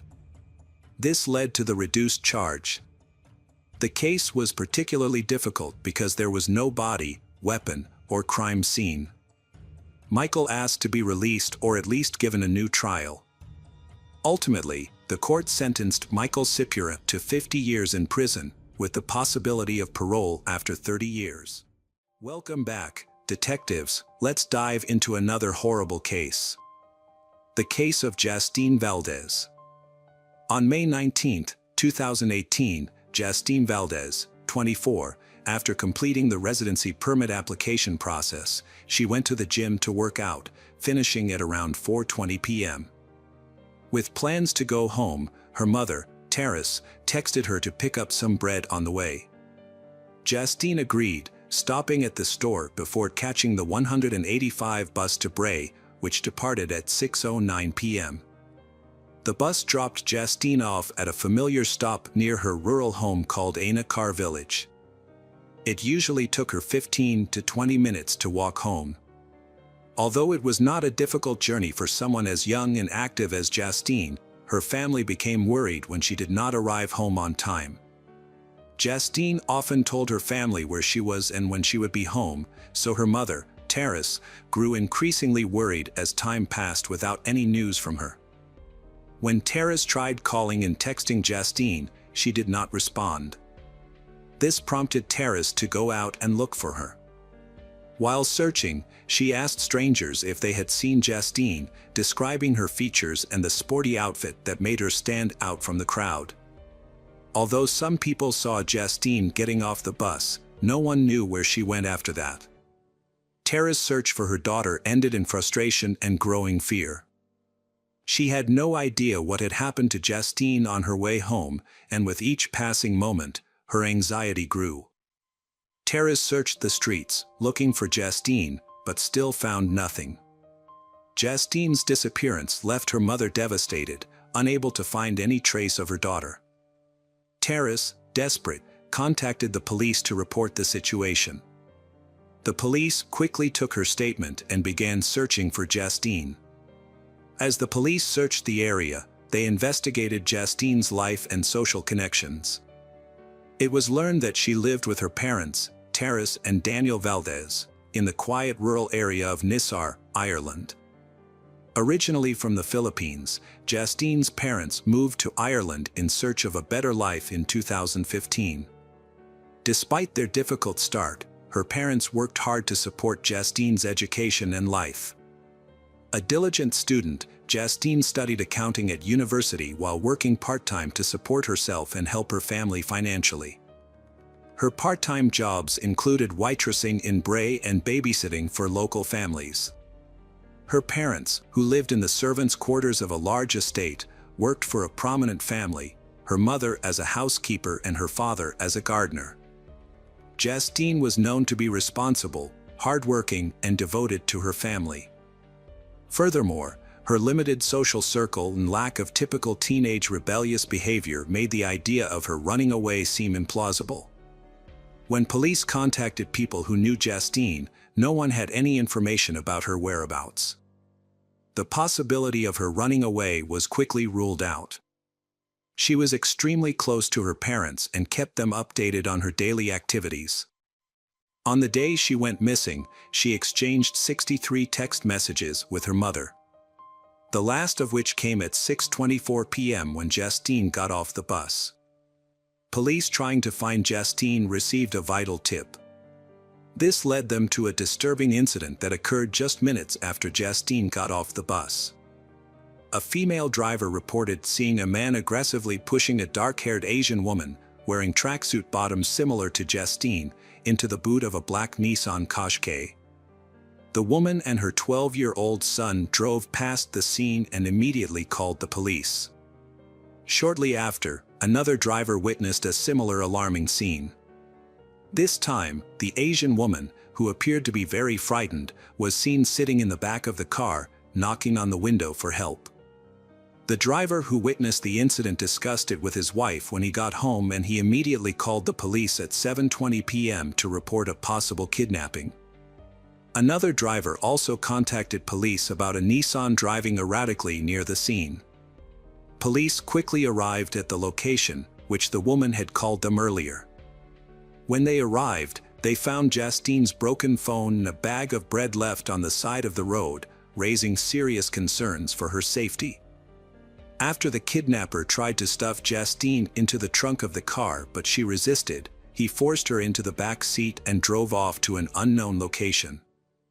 The suspect's black Nissan was immediately placed on the wanted list, leading to a large-scale search effort involving patrol cars and helicopters. However, the nighttime search was hampered by darkness and made no progress.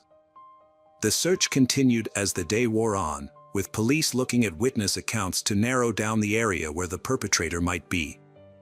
A 40-year-old man named Mark Hennessy was identified because he matched the description of the kidnapper.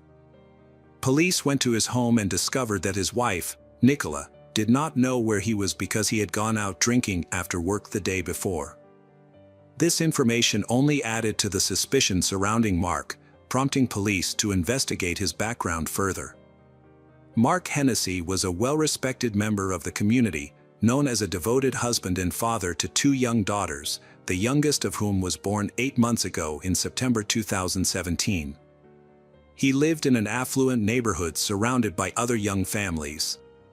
His work as an estimator on construction sites provided a steady income for his family, and he had no previous run-ins with the law. However, police knew that people could often hide their true intentions behind a facade of good taste. With this in mind, the police went to the bar that Mark frequented the night before to gather more information. The staff confirmed that Mark had been there, but they said that he did not stay long. He left after drinking a beer and watching some football. Then Mark returned to the bar around midnight, his expression clearly agitated and anxious. After reviewing the security footage of the bar, the police confirmed what the staff had said. They observed Mark staying there for about 10 minutes before leaving at 5:40 p.m. Engrossed in a conversation on the phone, he quickly went to his car and drove away. Then he returned to the bar around 11 p.m. Mark returned to the bar and talked to someone he knew at the entrance for a while before leaving the bar. Police began investigating Mark's activities between 5:40 p.m. and 11 p.m. A key discovery was then made when police analyzed surveillance footage from Justine's bus route. The footage showed Mark's black Nissan following the bus, starting 30 minutes after Mark left the bar. This disturbing discovery raised further suspicions about Mark's involvement in Justine's disappearance. The search for Mark's car and the missing girl continued, and Mark became the prime suspect in Justine's abduction. Mark called his wife to say he was going away for a long time. When his family tried to convince him to turn himself in, he refused and quickly left. His parents reported to the police that they had seen Mark, and the police tried to find him. But Mark escaped. The police asked for the public's help by issuing a media appeal. They asked for anyone with knowledge of Justine, Mark, or his car to come forward. A woman who heard the appeal kept an eye out and spotted a car that looked like Mark's on the road. She followed it to Cherrywood Park and observed the driver closely, then quickly contacted the police. When the police arrived, they found a man covered in blood sitting behind the wheel of a car. Despite attempts to coax him out of the car, Mark was stubborn, brandishing a knife in a threatening manner. Faced with imminent danger, the police were forced to resort to force, resulting in Mark being shot in the shoulder. After removing him from the car, they found him conscious but still uncooperative. The police then searched the car but unfortunately did not find Justine. Mark remained silent despite being questioned several times. The medical team quickly treated him and took him to the hospital. Doctors tried to save his life, hoping that he would eventually reveal Justine's location. Unfortunately, it was discovered that the bullet had ricocheted and hit Mark in the head. Further investigation revealed a gruesome discovery: the blood on his face and body was his own, and he had several fresh stab wounds on his arms and neck. The police believe that Mark, fearing arrest, apparently used a knife from his car to attempt suicide rather than face the consequences. The police eventually caught the suspect, but instead of feeling relieved, everyone felt disappointed. They found the suspect in his car, but they still hadn't found the missing person they were looking for. A glimmer of hope came when police discovered a piece of paper at the scene. Although it was covered in blood, they could read the words "sorry" and "Pease Castle." These words suggested that this might be a clue to finding Justine. Despite this small hope, they persisted. A search was launched in a forest in South Dublin, based on a clue found near a castle. First, searchers found Justine's wallet, which contained her identification.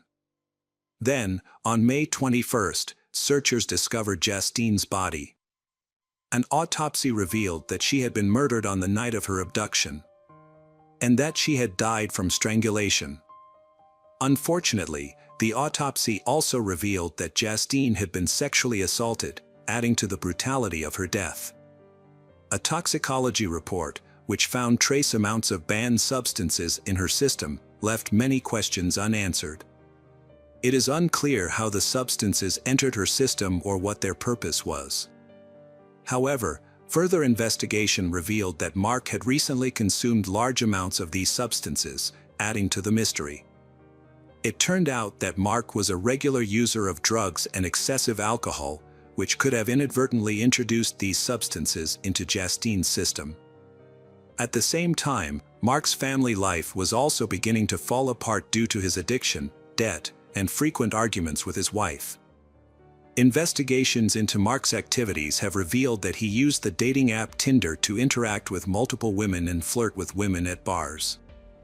The discovery of Mark's DNA on Justine's body further strengthened the police's suspicion that he was involved in Justine's kidnapping and murder. As the police investigated the case, they discovered that the murder was motivated by sexual desire, and Justine had unwittingly become Mark's target.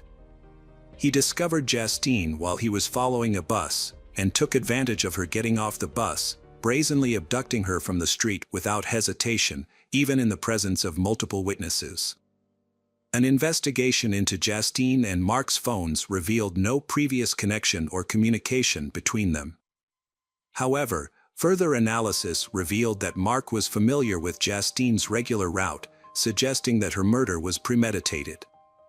It seemed that Mark had been closely monitoring Justine's movements, waiting for the perfect moment to strike. This discovery shows Mark's premeditated brutality and Justine's tragic fate. The day Justine was kidnapped, he deliberately waited at the bus stop, closely monitoring her every move, until he suddenly grabbed her. The people around were extremely shocked by this scene, as such violent crimes rarely happened in their peaceful neighborhood. Many people came to pay their condolences to Justine's family, comforting and supporting them in this time of great loss. At the funeral, heartfelt tributes were paid as white balloons floated into the sky. Some attendees wore pink t-shirts with Justine's image printed on them, a touching tribute to her memory. Justine's family decided to hold her funeral in the Philippines, her homeland, to find solace in a familiar place. Although they lived in another country for a while, they finally moved back to Ireland in 2021. By starting over in a new city and pursuing different careers, they hoped to escape the painful memories that still haunted their old home. Hi everyone, thanks for returning. Let's unravel another perplexing mystery. The case of Susan Reinert. Susan Reinert, affectionately known as Sue, was born in 1943 in the town of Ridgeway in northwestern Pennsylvania. Her father, William Gallagher, worked as a newspaper sales manager, while her mother, Jane Gallagher, was a dedicated teacher. From an early age, Susan showed a passion for learning and a strong love of literature, suggesting that she might follow in her mother's footsteps into the field of education. While studying at Grove City College, Susan met a young Air Force recruit named Kenneth Reinert. Although their meeting was simple, it had a profound impact on her life. Susan and Kenneth's relationship deepened as they both pursued higher education. After much effort and determination, Susan graduated from college with a bachelor's degree. She continued her education, earning a master's degree in English from Pennsylvania State University. In 1965, Susan and Kenneth began their new lives after graduating from Grove City College. Because Kenneth was in the military, they had to move around a lot. They started by moving to Sacramento, California, then returned to the Northeast and lived in Rome, New York. The family even lived in Puerto Rico for a while before settling permanently in the Philadelphia area in 1971. In 1974, Susan Reinhardt, a devoted teacher and loving mother, experienced a turning point when she and Kenneth decided to divorce. The divorce was amicable, without legal disputes. Susan then became an active single mother, focusing on building a home for her two children, Karen and Michael. With her warm and friendly personality, she was well liked by her colleagues and students at Chestnut Walled Elementary School. In addition to her teaching career, Susan was actively involved with Parents Without Partners, especially in the Valley Forge program. After her mother passed away, Susan found strength and support from this organization despite her grief. Despite many challenges, she persevered through her involvement with Parents Without Partners. Susan's story took a mysterious turn. On June 22, 1979, Susan Reinhardt and her two children spent their day together. That morning, her son, Michael, had been with his father, Kenneth. That evening, they had attended a father-son baseball game. However, the game ended early when Susan picked Michael up at 8:30 p.m. That evening, Susan contacted her ex-husband's parents, Florence and John Reinhardt. Despite their divorce, she had maintained a good relationship with them. Susan checked the gas tank and found it was nearly full, enough for the trip to Allentown, Pennsylvania, a town about an hour's drive north. The purpose of the trip was to attend a single-parent conference and spend the weekend with her children. Susan had signed up to run a workshop there and keep the children involved in activities throughout the weekend. They planned to leave on Saturday morning and return home late Sunday. At around 9 p.m. on Friday night, Karen and Michael were playing outside, picking up hailstones left over from a summer storm. About 30 minutes later, neighbors heard Susan's orange-red Plymouth Horizon start. Minutes later, the car disappeared. Susan had left the house with her two children, possibly to visit her boyfriend before going to the conference. She was in a long-term relationship with William Bradfield, a fellow teacher. Although they tried to keep it a secret, the relationship was causing tension in Susan's marriage to Kenneth. There were even rumors that Susan and William might get married. On June 22, 1979, Susan and her children set off after visiting her boyfriend. They planned to travel to Allentown, about 49 miles north, to spend the night at a motel. However, they never arrived. Susan and her children disappeared without a trace, leaving those who knew and loved them distraught. On June 25, 1979, Susan's Plymouth hatchback was discovered in the parking lot of the Host Inn in Harrisburg, 87 miles from Allentown and 97 miles from her home. Tragically, Susan's lifeless body was found in the back of the car. The details of her agonizing death were gruesome. Her body was naked, beaten, and bound with chains, curled up in the wheel well of the car. Her hands were tied, and she had black eyes. She had been beaten with chains or tied so tightly that the chains left bruises on her back. More frighteningly, she had been injected with a fatal dose of morphine. The whereabouts of her two children, however, were unknown. They had seemingly disappeared without a trace. Police searched for hours. But no one had seen them, nor had any of Susan's friends or relatives seen them that weekend. So, the police began investigating further. They posted pictures of the Reinhardt family in newspapers for weeks, looking for any clues about the children. The investigation discovered that Susan had named William Bradfield, the man she thought she was going to marry, as the beneficiary of $730,000 in life insurance policies. This raised suspicions that her children might have been murdered so he could receive the money. However, William Bradfield had a solid alibi, as he was in Cape May, New Jersey, the weekend Susan was murdered and her children went missing. Several teachers were present and confirmed his whereabouts. The police then turned their attention to Upper Merion High School, where Susan worked, as the school was experiencing problems. Principal Jay Smith was embroiled in a scandal. He had served as principal until he was fired the previous year after being arrested at a local shopping center. In his Ford Granada, police discovered loaded handguns, a balaclava, and burglary tools. More disturbingly, a syringe containing morphine was found in the trunk. Jay had been struggling before that.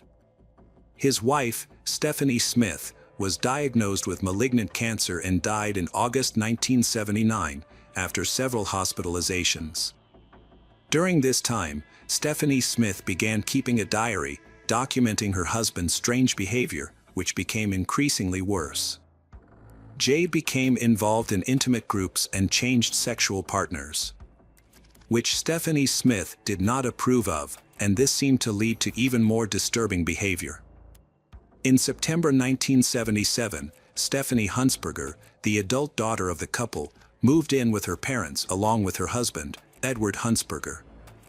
They settled into the Smiths' home in King of Prussia, Pennsylvania, that fall. Stephanie Smith was battling cancer, which caused turmoil in the family and seemed to increase tensions among them.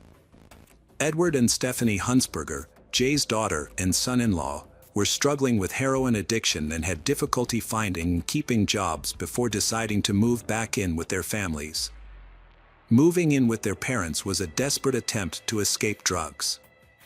In early 1978, Jay Smith's daughter and son-in-law, Stephanie Huntsberger and Edward, mysteriously disappeared. They had moved in with Jay Smith and his wife just a few months earlier. They was last seen in February 1978, when they visited Edward's parents in North Wales, Pennsylvania. When they left, they promised to return soon, but then they disappeared. Their disappearance was first noticed when Edward failed to show up for a meeting with his probation officer later that month. Authorities contacted Jay Smith, the last person known to have had contact with the couple.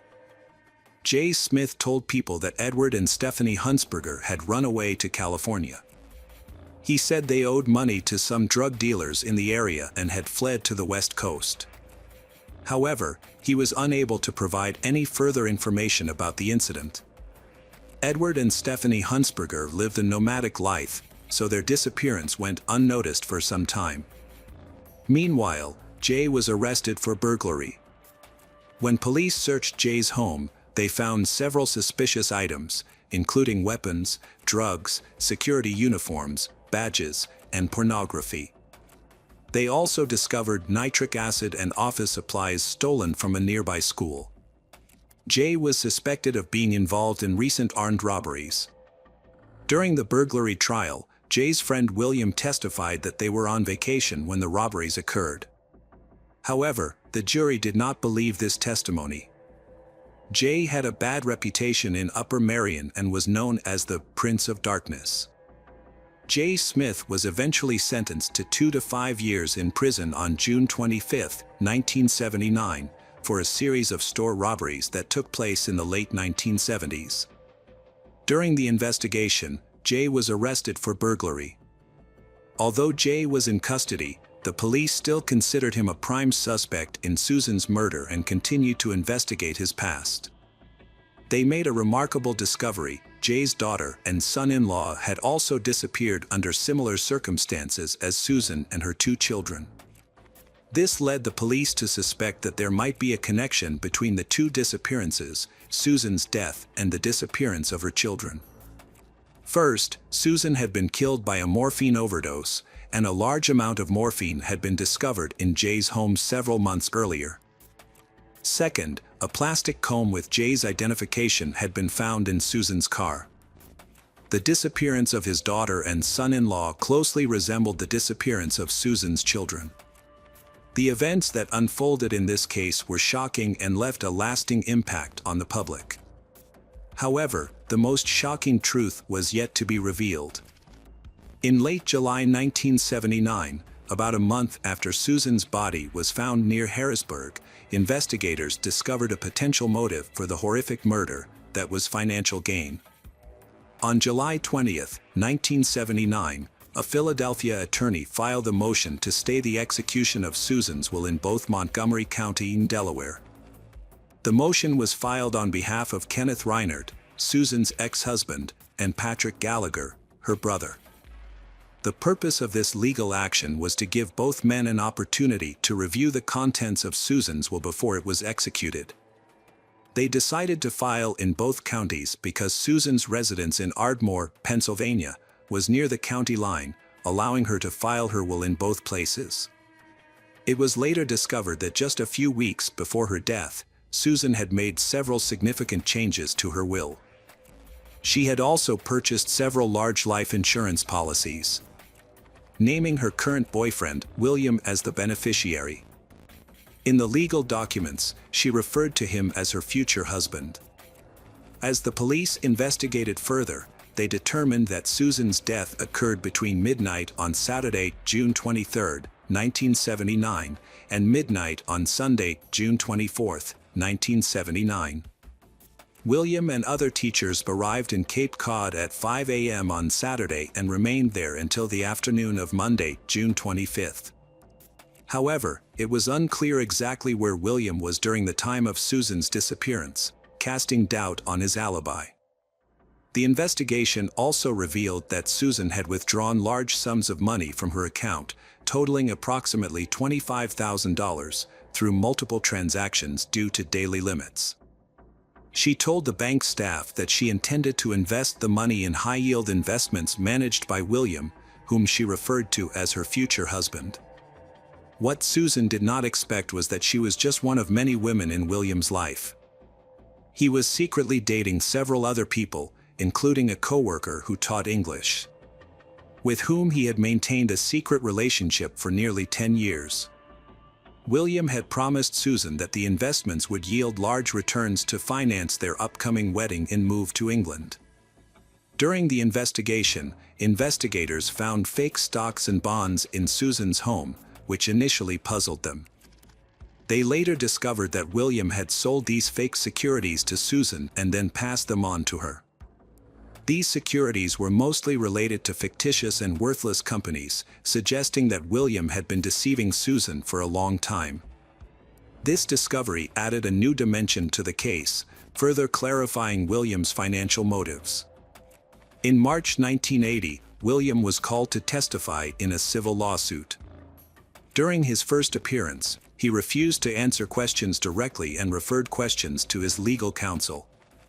Although William's attorneys denied that he had taken Susan's money, they were willing to negotiate with the state to settle the matter and handle Susan's $1 million will.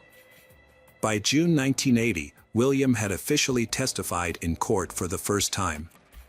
He denied most of the allegations related to the case, insisting that his relationship with Susan was not as serious as she had told her relatives. He also denied any plans to marry Susan later that year, contrary to what Susan had shared with her close friends.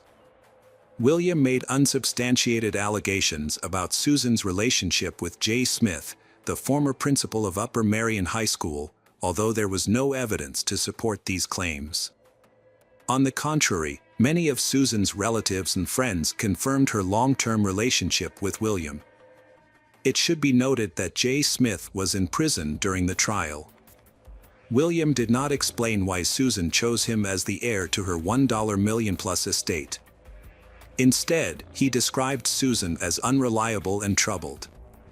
William also blamed Susan for her problems and claimed that he was only helping to solve her problems, especially in the civil lawsuit over the missing $25,000.